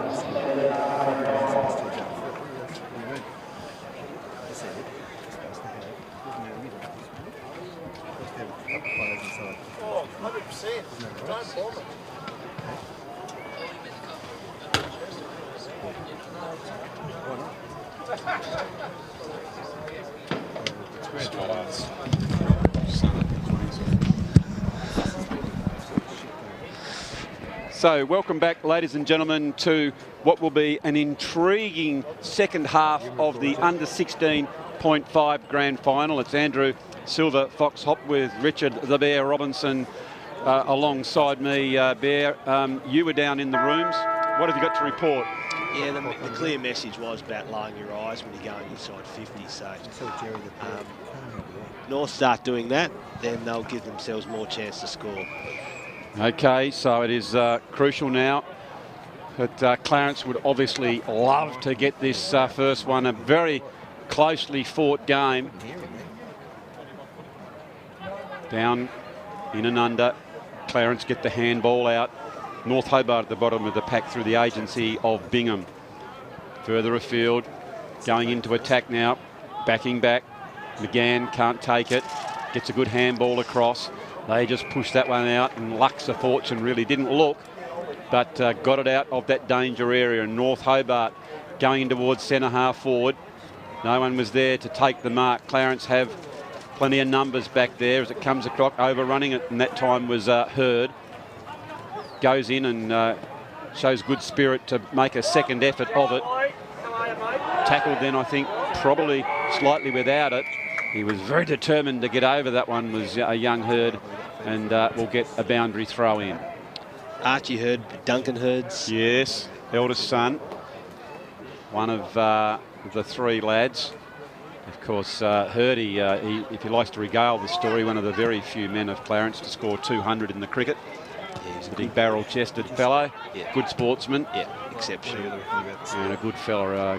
Hello to our very dear friends who are watching and going close towards the boundary line. And while we're on the quick Cheerios, I want to send one out to my youngest son, Henry, who just texted in and he said, what a great job you and I are doing there. So thank you to Henry, who's watching this telecast up there in the Gold Coast. I know you'd like to be here to help your dear old dad, but we send you our best wishes. Thanks, Henry. So now, North Hobart over the ball. That's Williams. And that's the great thing, isn't it, here, Bear, that these kids are not only here in front of a good crowd, but this is going out live stream. So we've got people who would love to be here who can't, as the big mark through the live stream, through Duff TV. We're bringing STJFL football to the world, and we think that's a great thing as the ball comes over. Certainly is. Sorry to overtalk as the ball goes through a little bit of action there. It was Higgins. He's well. I love that run from half-back flank. Saw that his teammate needed him and was close to the line, and a ball in. Yeah, back to that. It's really good for the kids, isn't it, to know that this is avail to them. Yeah, not only good for the kids, I think it's good for the kids' families or grandparents who, you know, might be able to get to the game. And you know, it's back back in the days when the State League was broadcast on ABC. They're the things that I really miss as not just a coach but a supporter. Absolutely. Things like this create interest for the competition as well, and you can follow these young players throughout their careers, and I think it's really good that these grand finals are streamed live. It certainly is, and on that, dear old Duff, who's been doing footy, I think, down in Tasmania in the STJFL for about 140 years. He's got the footage of your young Jack Revolts and all these young fellas running around, and here they are on the big stage, the biggest names in football, so it's great to follow their journey. Yeah, and I'm sure there'll be guys that have played today that are going to end up playing AFL football, and it's just, as you say, it's good to reflect back on, you know, when they were young men. Whoa, there's a hard contest. As coming in there was Hunter, but standing tall was Andrew Smith, showing some good courage there. So it was a good contest. 50-51 as the ball coming out here on their heels, trying to evade one. Gee, that was good play by Brown, actually. I thought he was a little bit slow, but gee, just pushed his way through. He wheeled his way forward. As now North Hobart, a bit of a soccer off the ground. Oh, they have the numbers, not keeping their feet.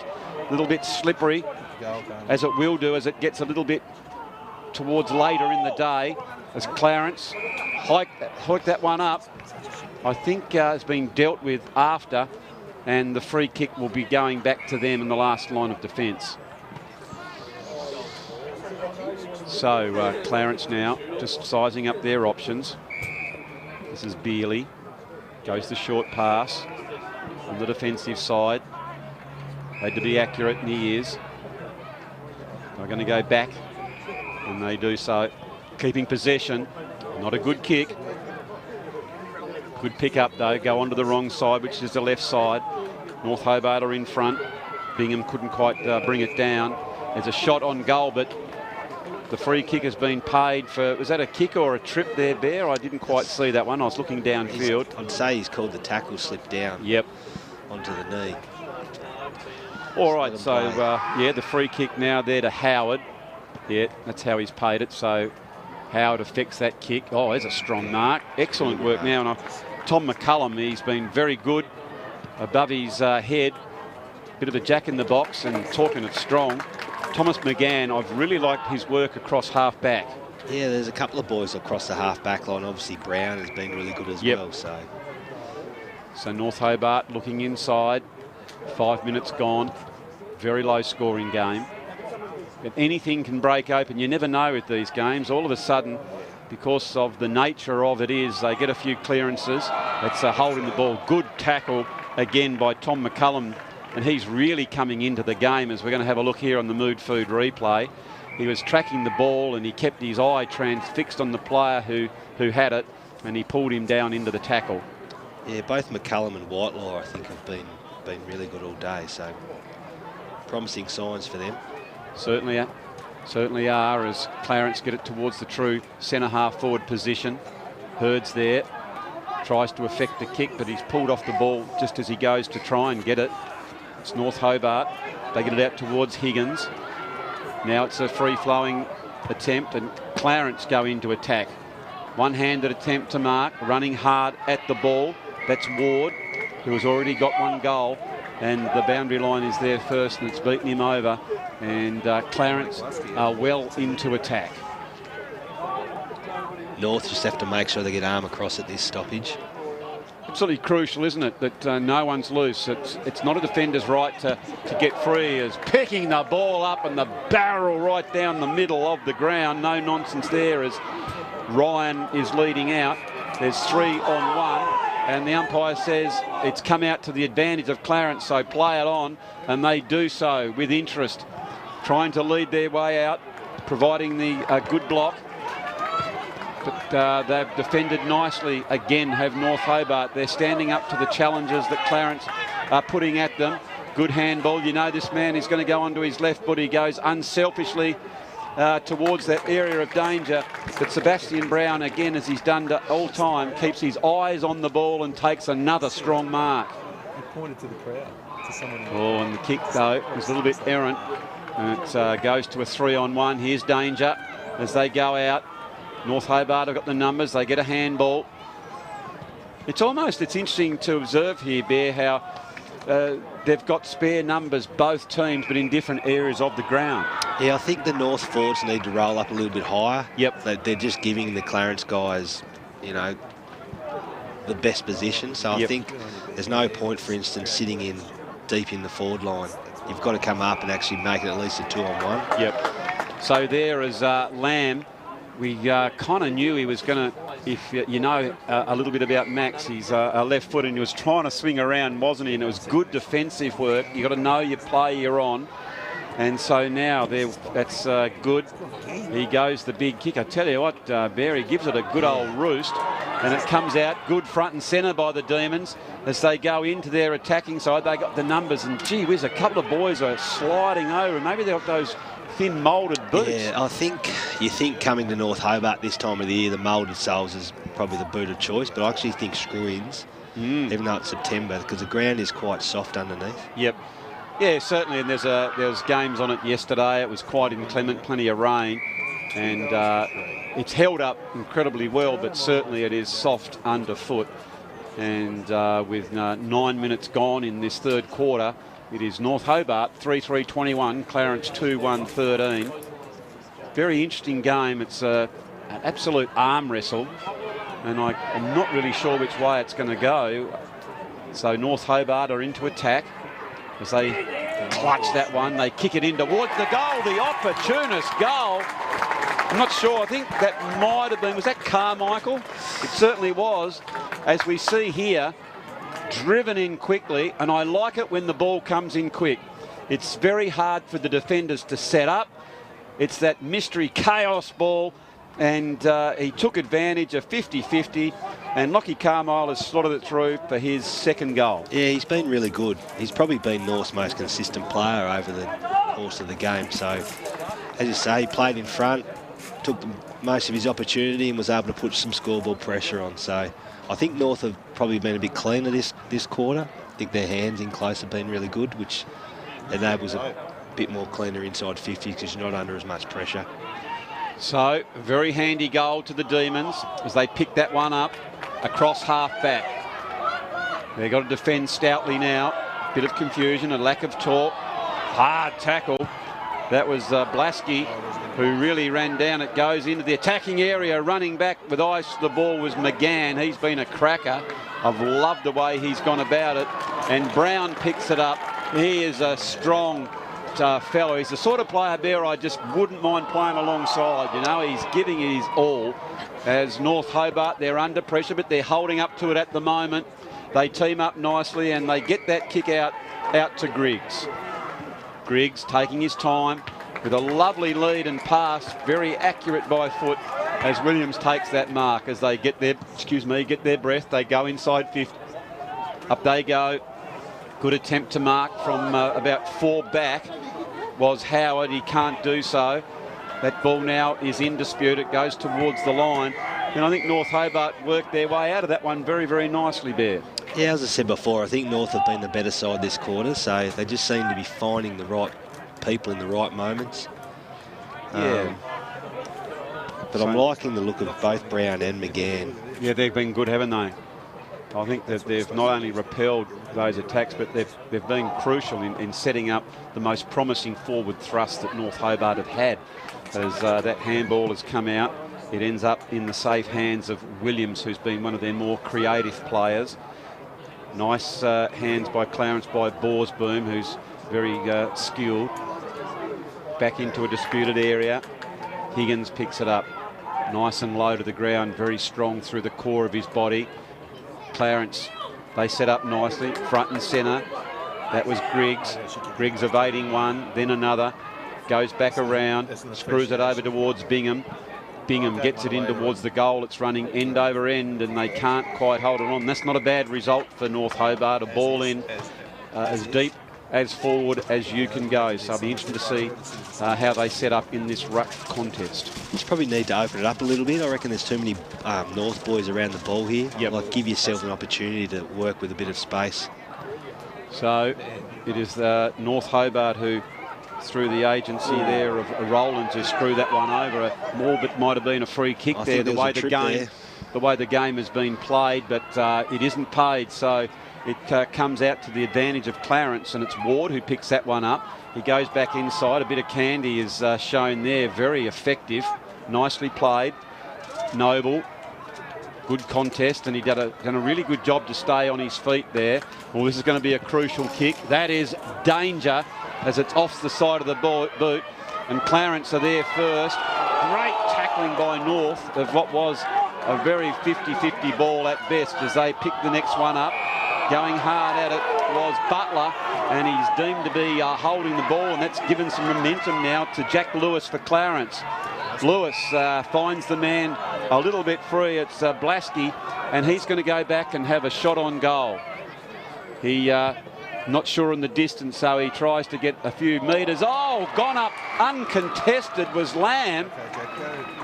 That ball came in. It didn't get the distance that they thought it was, and Lamb was at the front of the pack as we see it coming in again, in between two rivals, and it's just fallen right into his lap. And he's going to go out from 10 metres to have a shot on goal. Taking his time is Lamb. Normally a very, very good kick for goal. And he's made no mistake. And out of nothing, Clarence have got a very, very useful goal. And that has brought them back to within, what's that, I think it's about 7 or 8 points now, Bear. So that's really closed the game up. Yeah, I mean, obviously we spoke before about wanting to switch to footy, but there's times where you want to do it, and there's times you just shouldn't do it. And obviously the North boys switching the footy, a minute before that goal was kicked, probably wasn't the greatest option. Put North Hobart under pressure. Well, it was a huge amount of pressure too. Not only was it the switch, but it was he was under pressure and sort of went the barrel. I mean, I'm just trying to be critical to kiddies. They're trying to do their best, but yet it wasn't probably the right option. You can see now from the very, very clear pictures coming to you from Duff TV, the intent on the eyes of Clarence. They have got the bit between the teeth now as they players are like two bulls coming into the contest. As North Hobart certainly know they're in a competition now as Wood tries to go hard for the ball, running end over end. It's close. In fact, it has gone over as North Hobart are 4-3-27, Clarence 3-1-19. 15 minutes gone, third quarter. This is the grand final of the under 16.5 grand final of Sydney STJFL. Brought to you by Cripps the Master Baking Bread in Tasmania since 1878. And what about that bread we had at half-time there? That was beautiful, wasn't it? We have to thank Cripps for that, the McWilliams loaf. Paul Godomsky, do we have to thank him personally? Paul personally delivered. We know he's had a busy schedule, but he's dropped that by, so thank you for that one, Paul. Man of the people. Yeah, oh, absolutely. That was Billy Griggs. Comes forward, and North Hobart take the mark. And I think that's young Smith, isn't it? He's got the sort of wide shoulders, slight, but he's been a goal kicker, and that was a good mark. I like him above his head. Really good then, good clean hands. Now he just has to finish the work off. Deliberately coming towards the goals. Here he goes. Right foot up. He got good purchase on it. Thought it was going to swing back, but it just was pushed across the goals and through for the minor score. So, North Hobart 4-4-28. Clarence 3-1-19. Of course, the score brought to us by the JMC Motor Car Company. Coming back in, Clarence, favoured by that bounce. It's gone straight back through the centre of the ground. They're under a bit of pressure now as North Hobart picked that one up. They get the handball out, but he's been pinned for holding the ball. And I think Lamb is going to have another shot on goal. Campbell good. He thought he affected the handball, but the umpire deemed that he was just about to be swung around, and before he hit the ground, he handballed off. So Lamb is going to have another shot on goal, and gee whiz, he can make a name for himself here. His last kick was very, very effective. So here he goes, Lamb. You can see what's in front of him. He just crosses the 50, pushing in towards about the 30. Left foot up. Just doesn't quite get onto that one. Very accurate, but not final. He's got a bit of cramp. Maybe that's why it didn't go the distance. That's a concern in the third quarter, getting cramp. Yeah, it is, and she hurts a bit too when you get the cramp.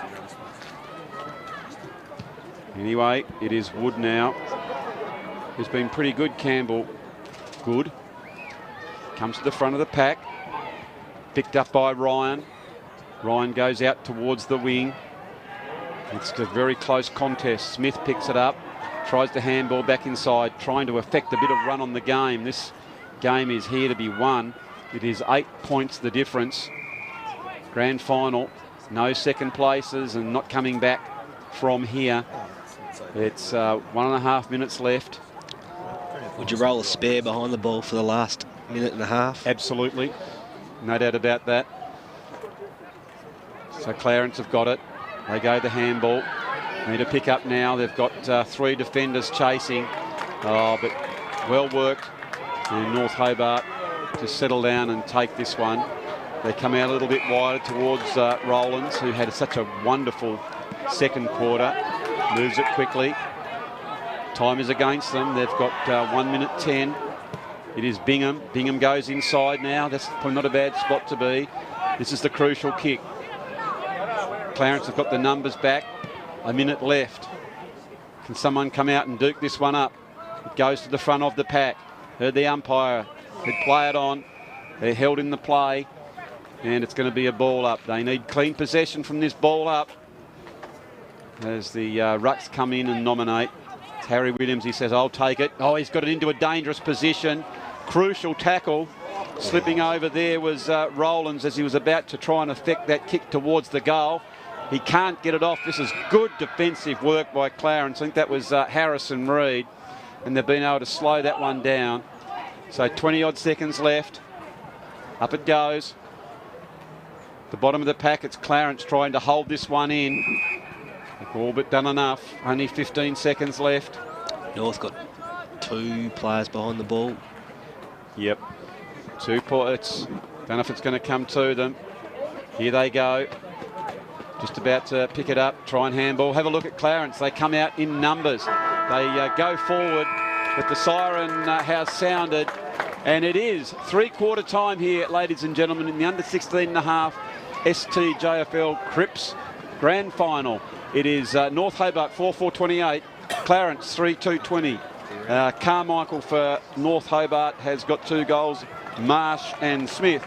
And for Clarence, Ward, Lamb and Borsboom. And Bear are some of your better players. For the North Hobart, I think Lachlan Rowlands has been really good. I'm liking the work of Brown and McGann from behind the ball. Yep. Keegan Ryan, I think, probably goes unnoticed. He probably had half a dozen touches again that quarter. For the Roos, I'm liking the look of Whitelaw. Yes. Max Lamb looked lively in that quarter as well. Yeah, he did. Tommy McCullum came into the game, didn't he, in that particular quarter. And it was really spread across. So here's your big chance. If you need a break to go to the toilet or get your cup of tea, we suggest now's the time to do it. And then get back to your comfy chair, get settled, don't go anywhere. And come back to us at Duff TV and we'll give you all the highlights of what's going to be an enthralling last quarter.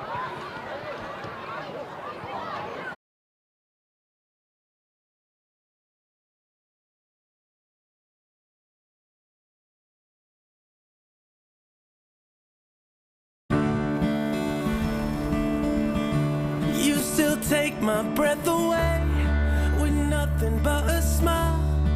And every time I kiss you, it feels like the first time. Who knew at the start a fire would have sparked? Just dancing in the dark. Just dancing Williams in the dark. by Cripps. Bread for taste.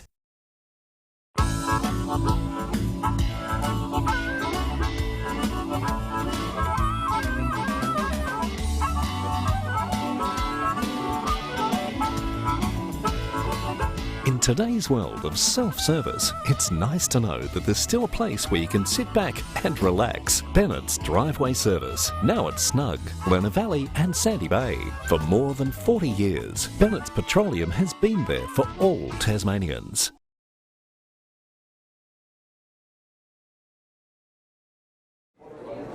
All it does is call. And when you hear it, then it's up to you to act.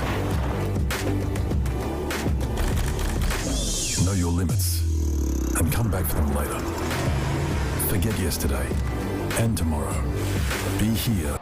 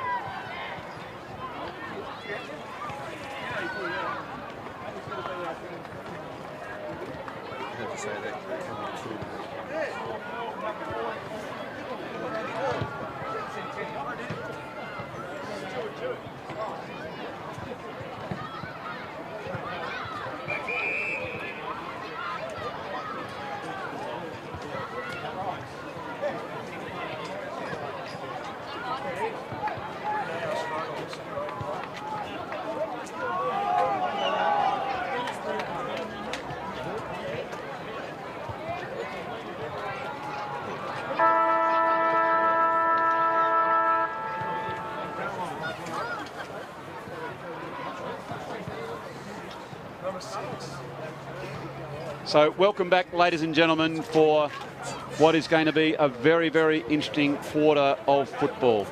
I am Andrew Silver Fox Hopwood and I'm joined by Richard Bear Robinson, and we were just having a bit of a chat there, Bear. I know that as the senior coach of the North Hobart Football Club, you've had a little bit of time with all of the groups from Auskicks all the way up, and you were just saying that Coach Harris has done quite a few extras and worked on the fitness side of things as far as the Demons are concerned. Yeah, probably a month ago.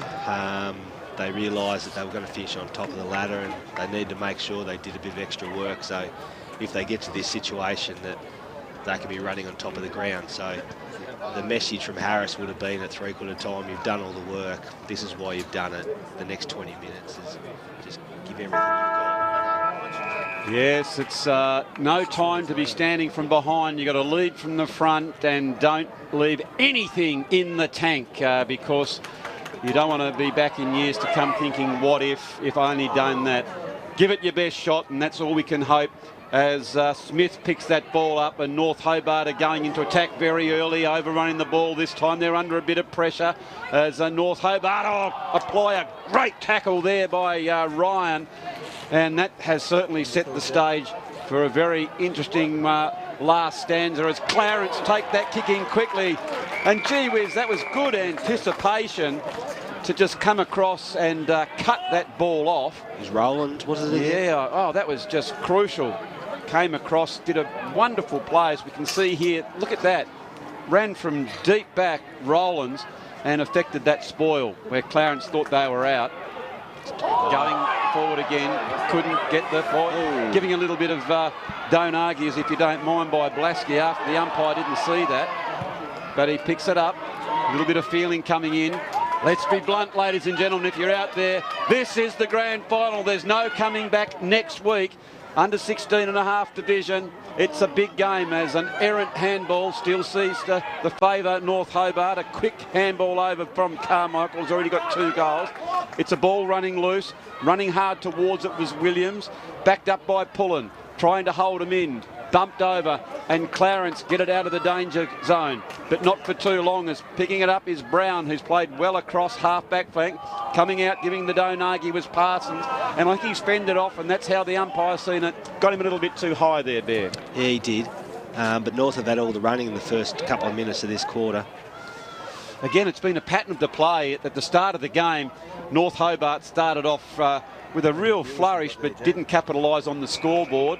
And that's exactly what's happened here. They've only been 2 minutes in. There's been a second whistle as Clarence took possession. And he said, I want that one downfield. I'm not sure what that was for. I'm not criticising. I'm just saying I had my eyes where I thought the ball was going to go. And Maxi Lamb, here it is.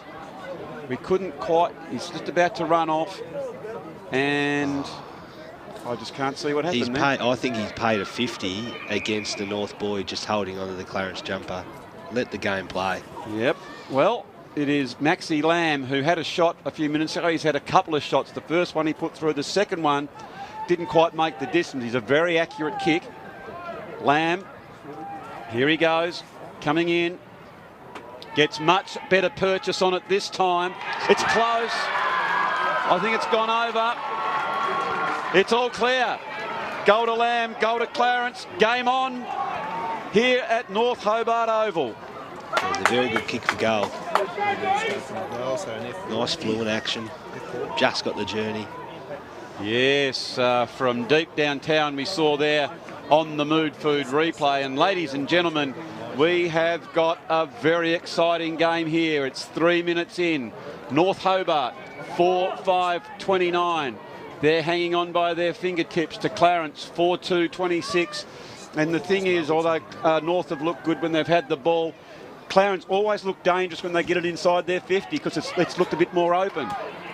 North get the centre clearance again, though. Here they go. It's come down, but holding firm, taking a very timely mark is Clarence defender. They come out towards the attacking side, and McCullum's taken a mark. McCullum, he keeps it low. Oh, coming across. Good defensive work was Bingham, and that's what you need now. Showing courage. He's over the ball. He's been taken high. Surely he's going to get the free kick. He's been deemed to be holding the ball. All right. Ward is going to take that one. He kicks it in. Goes the punch. Clarence is certainly building some belief here as Blasky kicks it almost straight up. It's knocked down. Who's first to the ball? It's North Hobart. They pick it up. A handball came out from Butler. That's a strong tackle. No prior, and the umpire will ball it up. Well, it's certainly picked up a notch here, Bear. Yeah, that was the right decision there. That was a very good tackle. No prior opportunity. So this is a really important stoppage here. So North Hobart, they need to get their Dukes on the ball, but they don't. Well picked up by Noble. Noble turns that ball around. He drives it forward. Backing back, you've got to be careful on this possession. Played that very nicely, and it'll be a ball in. Now's the time just to search around and make sure you've got your man. Arms across. Defend at all costs. In it comes. Comes over the back. This is a dangerous area. Clarence pick it up. There they have those loose players. It comes out as Borsboom kicks it in towards the goals. It's rolling closely towards them, and it's just missed. But another point and another valuable score as Clarence move on to 4-3-27. That's where North have to be really careful, though. Like Clarence is seeing the boys back around the arc. The North forwards have to roll up to ensure that they don't get the easy ball. Well, they're going towards the ball. Clarence are really starting to believe that they can do this as they've got some numbers now. Comes out, they can't get the handle on the ball. A lot more pressure. That's a terrific tackle by Ferguson, and he's going to get the free kick. Very pro North Hobart crowd just near our fixed microphone. Headed up by the president. We know he's very Can't passionate. Hear him, can you? I reckon you can hear him from other side of the river. But that's what you want, a bit of passion. And why wouldn't you be passionate? We've got a cracker of a game now. Here is the future of both clubs, and it's been on display all day, right from the under-13s where these two teams faced off in what was a cracker of a game, and it's finishing with a very, very exciting duel. North Hobart 4-5-29, Clarence 4-3-27. Boundary throw in, just taking their time. 6 minutes gone in what's scheduled to be a 20-minute quarter, ladies and gentlemen, and no time on. If it happens to be a draw, Bear, you play extra minutes. So Clarence picked that one up. In it goes. North pick it up. It's Rowlands. He affects the pass. Back out to Ferguson. In effect to Bingham. Gets it over the top. That's Pullen. Pullen goes towards that half-forward flank. Coming out to get it was Parsons. But Clarence across that half-back line are really standing tall at the minute. Big contest. And it's Clarence who pick it up. Here they go. Out wide. Shepherd on. It's desperation stakes. close to the line, and Campbell Good sees that one over. They're peppering a bit here, the Roos, aren't they? They look dangerous, don't they, at the moment? There's just something about it, and they're going in and they just do look dangerous. And even across the half-back flank, Clarence seem to be repelling the attacks a little bit too easy at the moment. Yeah, they do. They've got momentum definitely at the moment, the Roos, so... Gee whiz. So that one was paid that it didn't go the distance, and the umpire came over and said, well, given that was the case, I've got to give you an opportunity, and he's going to throw it up. There it goes. Good tap by North to the advantage of their own player, but it's Clarence who picked that one up. My goodness, the opportunist goal. And Clarence now, for all but I think the first time in the match, have gone the lead there. Yeah, there's poor accountability there from North Hobart. No arms across, too many loose men for mine, so... The other thing, if we're to be slightly critical, there was a lot of just one arms going out instead of body lining the ball. Yeah, it's a bit disappointing. No whole commitments to it, was there? Yeah, you got to watch the hips. So I think that was Colby Whitelaw who screwed that one around. Yeah, he's been really good all day. So, ladies and gentlemen, it is 8.5 minutes gone, and for the first time we see that Clarence 5-3-33 with their noses in front against North Hobart 4-5-29. It has, excuse me, really picked up a notch. It's a crucial time in the game. It's halfway, all but halfway through the last quarter, and Clarence putting their foot on the accelerator. They are saying that we aren't done. In fact, we think this is our game. As North Hobart, they're fighting back. It goes to the half-forward flank. I think playing in front this time was Maxi Marsh, and he's been rewarded, and he's going to take a kick. He's probably too far out to score from there. He's got someone short. It's a good lead and a very nice kick. Not good defensive work there, Bear. Nah, a bit lazy, the Roos here again. Oh, Ryan's got it. So Keegan Ryan, he got loose as well. I think the Clarence defenders dropped off with the assumption that there's going to be a shot on goal. And good awareness by North Hobart not to turn their back. He went back, kept the eyes up, and put it over to what thought was a player in better position. And it's Keegan Ryan to have a shot on goal. Are you backing him? Coach's curse, I'll say no, which will mean he'll kick it. Here we go. Has to swing a little bit right to left. Oh, he's put it through. Cometh the moment, cometh the young man. And I tell you what, that is always the sign of a good team, that when you're challenged, you're able to come back. And boy, didn't they need that one. And I like the way they took their time. They didn't bomb it, they didn't panic, and they got what was a crucial goal. Yeah, it's still a really good kick under pressure from the young man. Absolutely. It is a tough pocket to kick goals from, but as I said, he liked it off the boot. Plenty of celebration, so hopefully it gets the boys up and about and they can go again. Well, that finds North Hobart 5-5-35 to Clarence 5-3-33. I don't know how you're doing out there in TV land, but I tell you what, it's very, very tense up here at North Hobart Oval, and there's a fair bit of steam coming up in the box because we are on the edges of our seat as North Hobart are going forward again. Oh no, we've dropped off the back instead of competing for the ball. It is Ryan there. It's a bit of a snap on goal, and North Hobart will put that one through for another goal. That's two within the minute there. Ryan again. Ryan decides, Hoppy. Have a look, is he fired up? Keegan Ryan has got 2 goals in this last quarter, one from a lead out, and that one he has had a snap on his wrong side, as we see here on the Mood Food replay. I was about to be very critical of the forwards there because they dropped off and didn't contest that ball coming in, but luck is the fortune as it dropped there for Ryan. And a few seconds ago, Clarence had forged their way to the front and fighting back like a good side. North Hobart were a little bit against the ropes. That was terrific spirit there, Bear. Yeah, I think it's a result. The centre clearance work, whoever's getting the footy out of the centre clearance seems to be able to score. So. Oh, talking of which, that ball has gone down and Clarence have taken a classic mark. Ned Ward just arched his back. He leant up and put the 2 arms and has taken a magnificent mark. Yeah, it was exceptional contested mark. Look at that. Again, he had no idea who was coming behind, and I love to see kiddies do that. Here he comes, Ward. taking his time over the ball. Kicks. He's kicked it. And he's kicked it truly. Wow-wee, this is a very good game now, Bear. Yeah, I mean, I think once the D's kicked the last goal, they probably may have been a bit complacent at that centre bounce, and obviously Whitelaw being in the middle was able to extract it out and get it in quickly to a one-on-one contested mark by Ward. So it's definitely game on. There's still plenty of time to go in the game. So certainly is, and where goals were very hard to come by, it's really starting to open up, isn't it? Maybe a bit of fatigue setting in, or they're really starting to get some systems going. Yeah, I think this centre bounce here, I'll be getting arm across Whitelaw. Good tap out. It's gone to the advantage of Clarence. Good smother coming in by Griggs. Only goes as far as Clarence. Oh, they pick it up. That was good. Williams kicks it forward. There's been an infringement. And Clarence to take the free kick.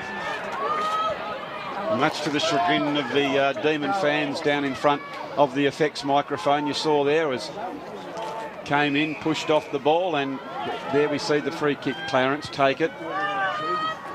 Going out wide. Going up early was Rowlands. And it was deemed that it affected the fly of Donaghy. Donaghy goes down now, looking for a strong mark. Comes out the side. Hunter's there. He goes again for a second effort. Good on the smother. Get it over. That's it.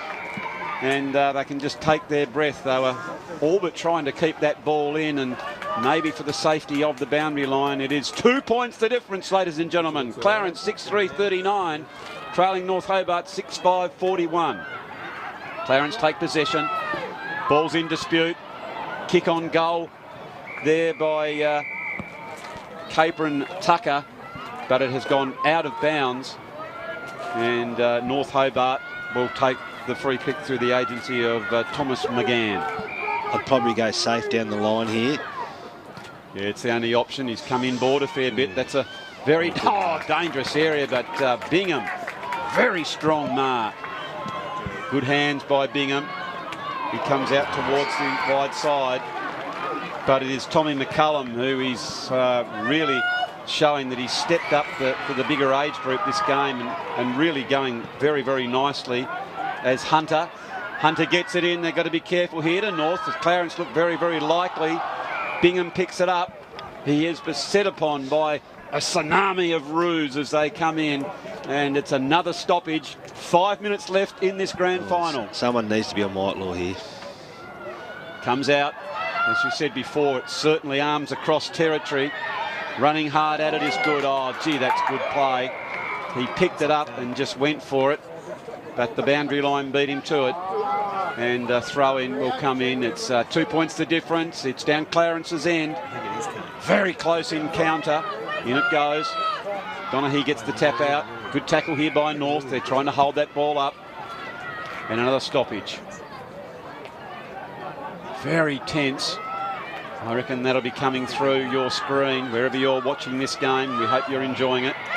Off the side of the boot. Time to get in front and run. Oh, good contest by both of those boys, showing courage. Handball comes back towards North Hobart. Fergus was there, tries to get away from it. Plenty of numbers by... Oh! Being pinned, trying to get the ball out. And Clarence are going to get the free kick. We can see here on the Mood Food replay. Bit unfortunate there. Clarence now about to have a kick on goal. Well, he knew better than that. He decided he couldn't make the distance, so he's gone the short pass straight into the hands of Donaghy. And how a man of 194 odd centimetres is loose. One assumed that he was going to get the distance, but Donaghy was a wake up, and he's coming in to have a shot on goal. He does, and he's put that one through. Crucial kick on goal.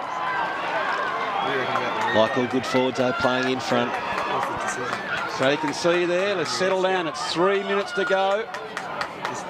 And, well, this is very, very tight. 4 points in it there. What a North Hobart made Well, I think they have to roll the dice here, obviously. I'd be isolating Ryan deep forward. I'll get your 3 best ball winners in the midfield. Open the forward line right up. Give Ryan some isolation. Let him do his work. So 17.5 minutes gone in what is going to be a 20-minute quarter. To tap out. Clarence get that crucial ball. It's going out towards the defensive side. Picking it up is Ferguson. Ferguson needs Carmichael to come up and take it. He does a really good job as he's trying to just bullock his way through there. He can't get it out. He's been tackled and he's been deemed to be holding the ball. That was in pack mentality there by the Roos. Yeah, it was a savage tackle, but it was also a very good tackle. Yeah, very good indeed. Time is the enemy. 2 minutes left on the clock. Clarence into attack. Strong mark. Got to come through the centre. Taking a bounce. Takes the bounce, and crucially there for Clarence. What about that tackle by Jack Lewis? Yeah, Clarence's pressure's been immense the last 5 minutes. Certainly has. As the ball's gone down there, it's come over the back, and Lamb has taken the mark. And I put it to you, Bear, this is the game right on this shot. Yeah, kicks this, it's game over. Just needs to take his time, turn the clock down. Maxi Lamb with just a little bit over a minute left. He's going to have a shot on this goal to ice the game for Clarence. Lamb comes in, kicks towards it, and puts it through. Nice goal there by the Roos. And as you can see, they are absolutely cock-a-hoot because they understand now with less than a minute that the game is theirs. As the old master Lee Matthews said, when the goals get too many minutes there, you're in trouble. Yeah, it's all over. Roos are home. They certainly are. Wow. Nice celebrations too. Yep. So the ball comes back in towards the middle of the ground, and it's 10 points the difference. 30 seconds left. Big tap out by North Hobart. Good job, Jack. Never say die attitude as they pick that one up. Rowlands gets it over towards Griggs, comes forward, and the old Demons turn around. They do so. They kick towards goal, and what's happened? He's kicked it. He's kicked the goal.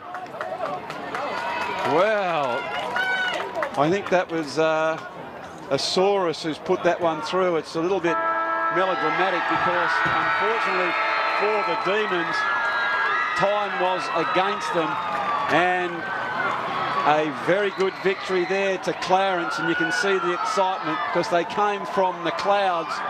They all but had no right to win that game, but they just didn't give up. They wheeled that ball forward, took a couple of crucial grabs, and they have scored the victory here in the under-16.5 grand final.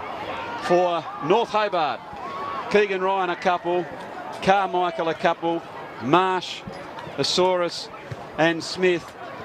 And for the victors, it is Ward 2, Lamb 2, Whitelaw, Donaghy and Borsboom singles Bear. Yeah, they just hung in there long enough, didn't they? Like, it looked like when Ryan kicked a couple that North were probably going to run away with it, but like the game all day, it sort of was an arm wrestle, and at the right time the Roos just hit the front. So full credit to Clarence. I like the look of Whitelaw. I think there could be plenty of upside for him down the track, and he's someone I think everyone should follow. Lamb looks lively too. Yep. Obviously a clutch finish. Yeah, as I said, it was a good game of footy. Clarence had just got their nose in front at the right time, and unfortunately North weren't quite good enough on the day, but full credit to the Roos. Yeah, if we look at the statistical information that behold in front of on our laptops, it does suggest that North had a lot of opportunity. But it was across that half-back line that Clarence held firm and were able to repel a lot of those attacks. So, well, we just collect our breath and we're going to go down and see all the awards. We get these young men, quite deservedly so, get their medals for what was a very entertaining game. And we'll find out who got the Godomsky medal and the best on ground. So, Richard Bear Robinson, for you, may we wish you and your North Hobart Demons all the success in the world for season that lay ahead for you in 2020. You'd be absolutely thrilled to see some quality players coming through. You would have taken a lot of confidence from that last win against Clarence in the TSL. So we wish you well and thank you very much for your expert comments today. Thanks, Hoppy. I appreciate you asking me to come up and watch the game from up here. It's obviously a different experience, but something I've enjoyed. So thanks for the kind words about the Demons. And yeah, we're still a lot of work to do, but we feel we're on the right track, and we're looking forward to pre-season starting in sort of 8 weeks' time. All right then, ladies and gentlemen, we are going to take you down to the presentation area, and we'll see all that happen. It's Andrew Silver-Fox. I'm signing off all of my duties, but we'll hand it over now down to the Tony Gibson, the Master of Ceremonies, to make the presentations. Okay. How about you just go with them on the way down? No, you go home and go pick them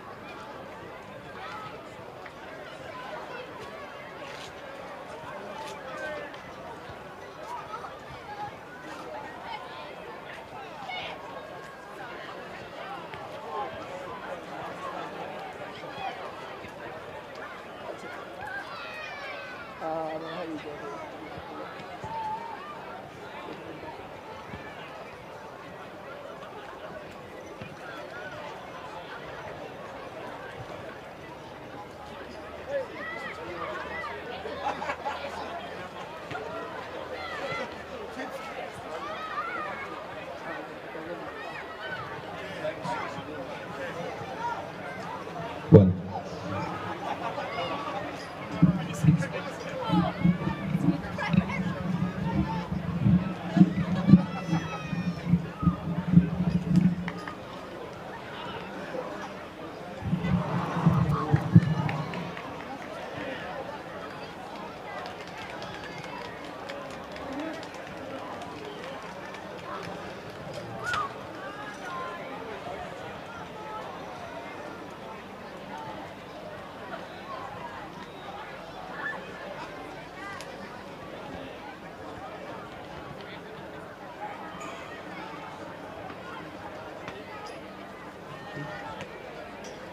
Good afternoon, patrons. On behalf of the STJFL, we would like to thank all the patrons that have supported the CRIPPS STJFL Grand Finals over the last 2 weekends, especially to the mums and dads that transport the kids around every weekend. So I'd like everyone to put their hands together for all the parents.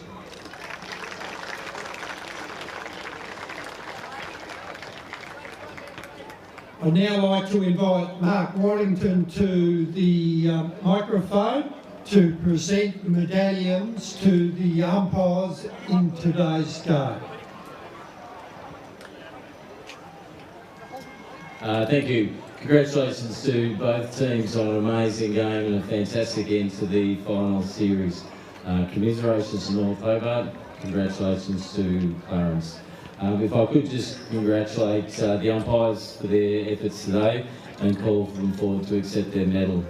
Our goal umpires, Jeff Paul and Darren Monks.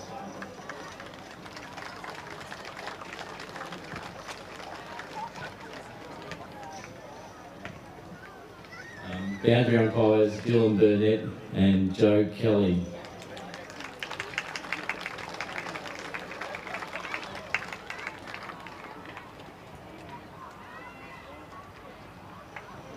Our field umpires, emergency umpire Darren McConnon, Brian Graham Duff, Oliver Burnell and Ty Waddington.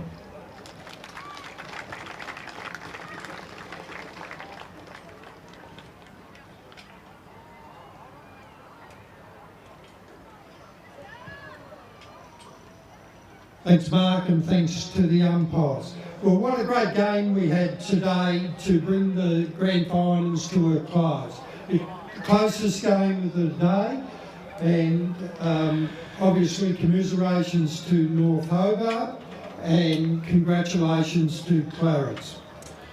We have a medal that's been instigated this year for the most courageous player in each grand final, and it's in honour of Alex Godomsky, who passed away a few years ago. So it's the Fellowship Medal for the most courageous, and the most courageous player in today's grand final has been a judge, Sebastian Brown.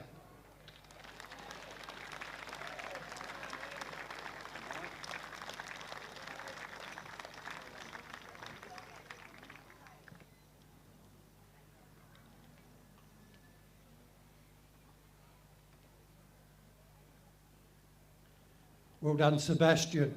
I'd now like to invite Simon Harris to come forward and say a few words.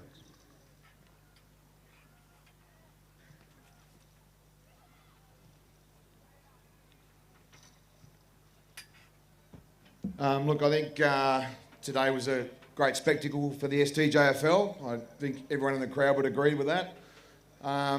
You know, I probably thought my boys have probably been the best side all year, but you've got to be able to play on big days to win grand finals, and you guys did that today, so well done, guys. Just to the STJFL, you've got a really good competition here. There's some really good kids running around. You know, we see them week in, week out, and I think Tassie football's in a good place where, you know, these kids are coming through, so you know, you guys are doing a great job. There's still some kids that may slip through the cracks here and there, but I'm sure you pick them up later on. So keep doing what you're doing. You've got a good competition. To CRIPPS, to Mick and Tony who run it, well done. To the Clarence Football Club, be proud. Well done, boys.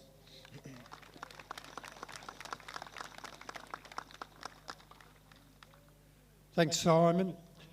The best player on the ground medal today goes to Clarence player number 35, Ryan Boosbone.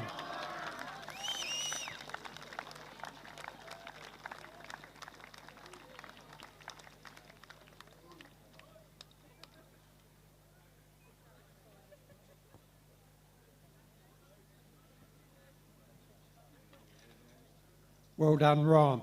I'd now like to call on Damien Mansfield, the Clarence coach, to come forward and say a few words.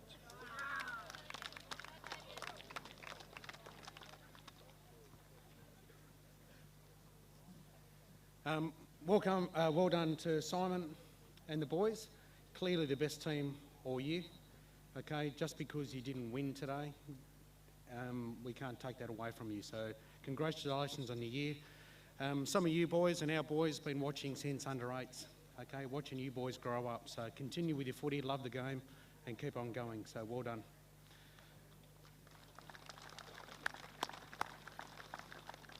To our boys, well done. It's been a long time since January. A team of shifting numbers. I think we played 38 boys this year and would have liked to play more, but you boys are the boys that chosen on the day, so fantastic. Well done.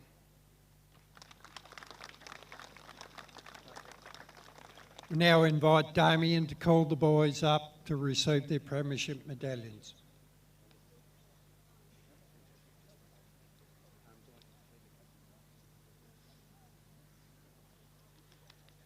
Okay, number 2, George Chaperon.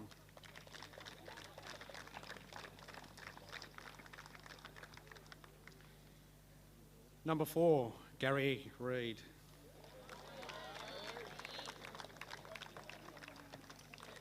Number 5, Ruben Tompkins. Number 6, Ned Ward. Number 7, Caleb Hunter. Number 10, Archie Hurd.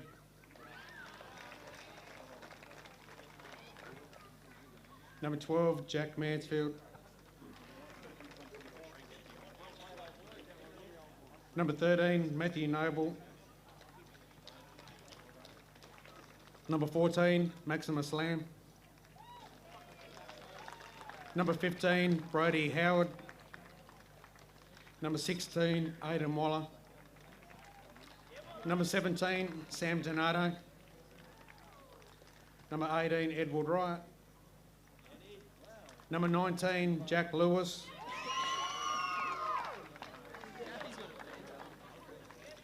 Number 23, Craig Blask. Number 25, Colby Whitelaw. Number 28, Liam Donaghy. Number 35, Ryan Borsboom. Number 42, Tom McCullum. Number 11, Sean Daly. Sorry, Sean. Number 44, Liam Howard. Number 57, Will Buchanan.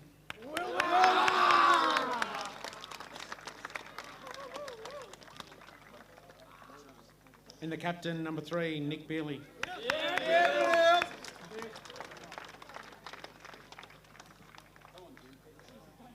And the coach, Damien Mansfield.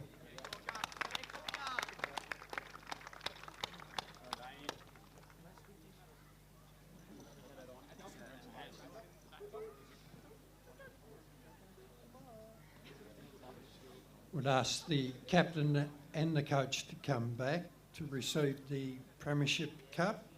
So our 2019 CRIPPS STJFL under 16.5 premiers, Clarence.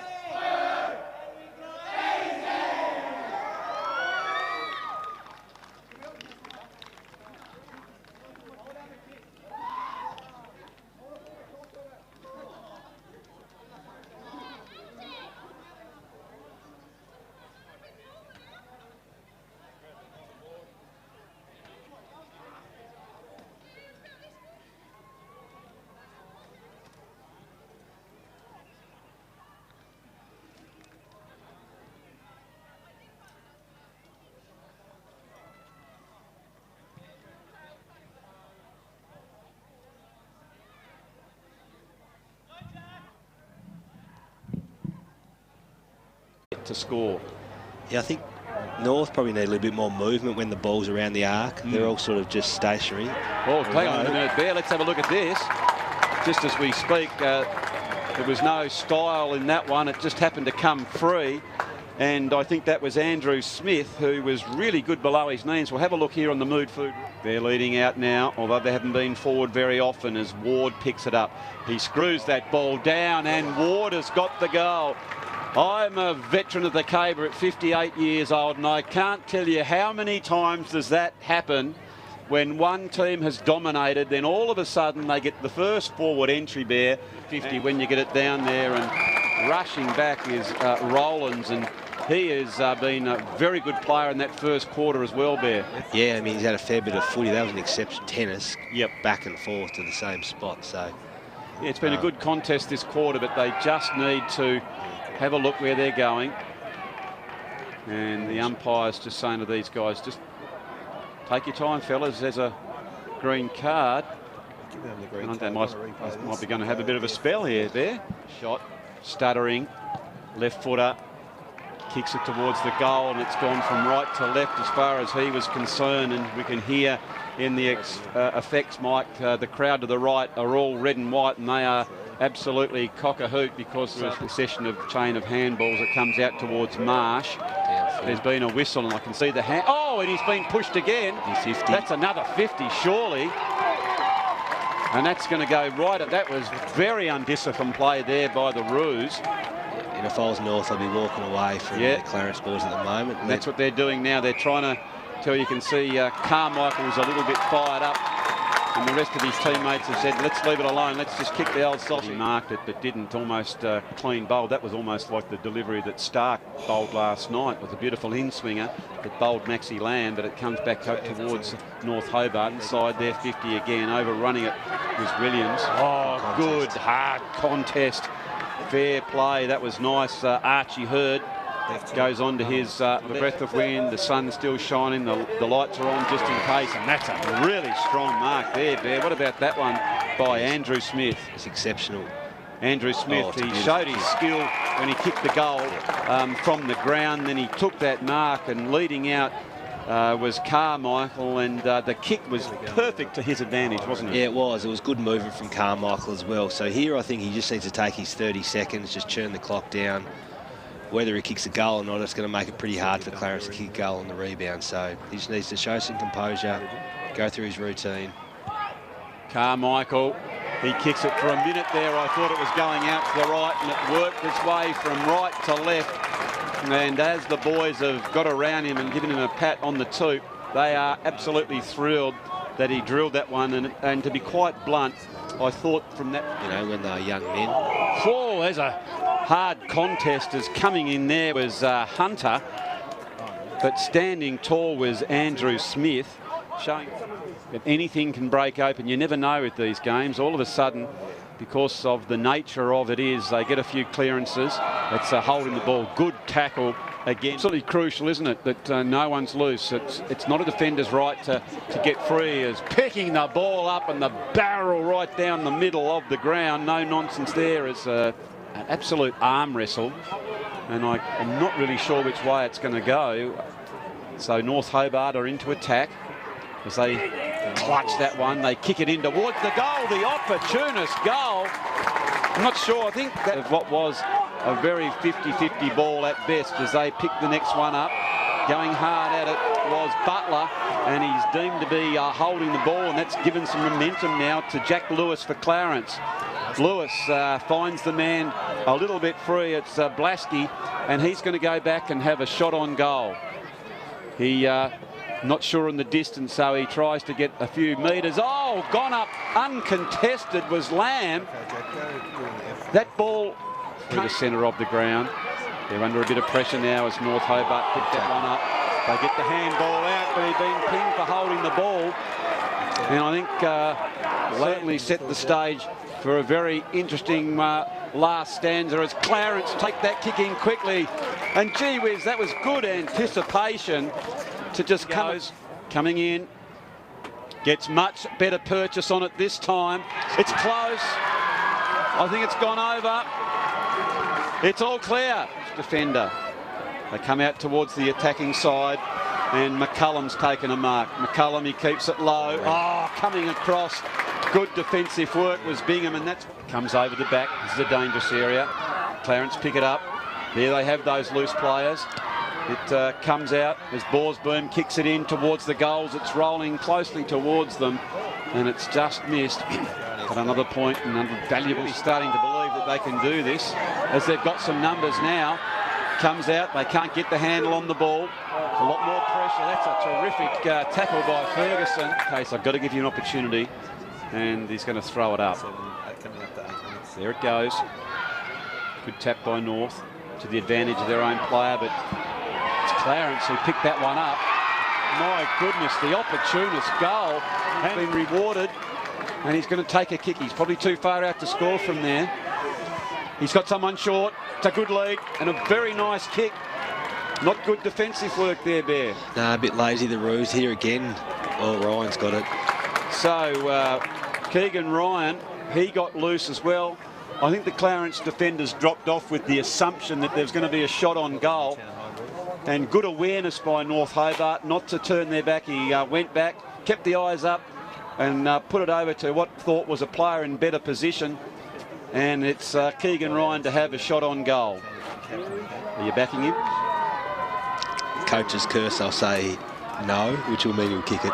Here we go. Has to swing a little bit right to left.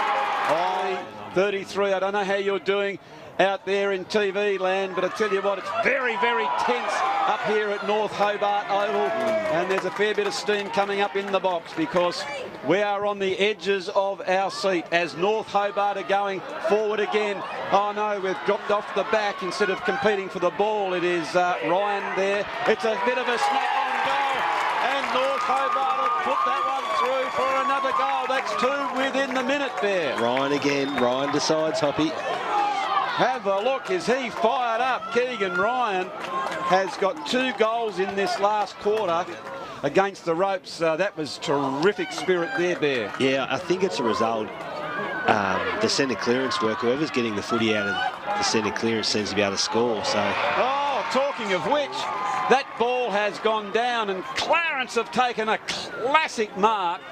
Ned Ward just arched his back. He leant up and put the 2 arms and has taken a magnificent mark. Yeah, it was exceptional contested mark. Look at that. Again, he had no idea who was coming behind, and I love to see kiddies do that. Here he comes, Ward, taking his time over the ball. Kicks. He's kicked it. And he's kicked it truly. Miss McGann. I'd probably go safe down the line here. Yeah, it's the only option. He's come inboard a fair bit. That's a very dangerous area, but Bingham, very strong mark. Good Clarence now, about to have a kick on goal. Well, he knew better than that. He decided he couldn't make the distance, so he's gone the short pass straight into the hands of Donaghy.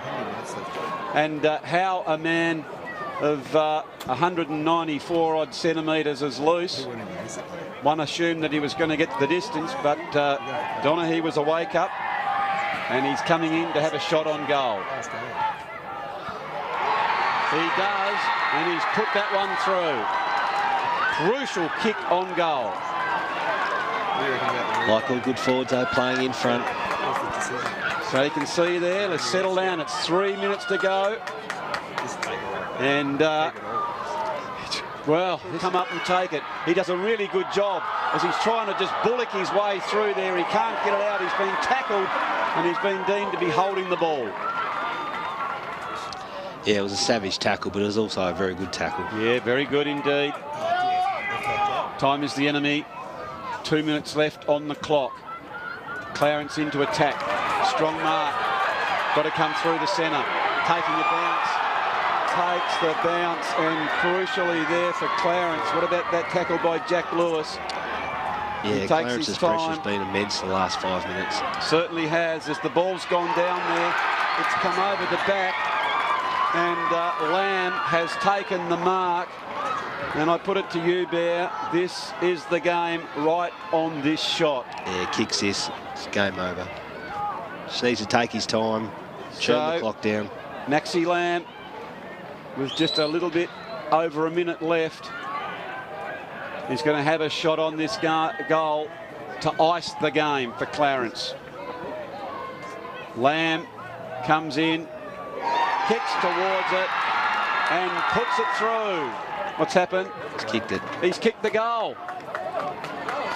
Well, I think that was Asaurus who's put that one through. It's a little bit melodramatic because, unfortunately for the Demons, time was against them, and a very good victory there to Clarence, and you can see the excitement because they came from the clouds.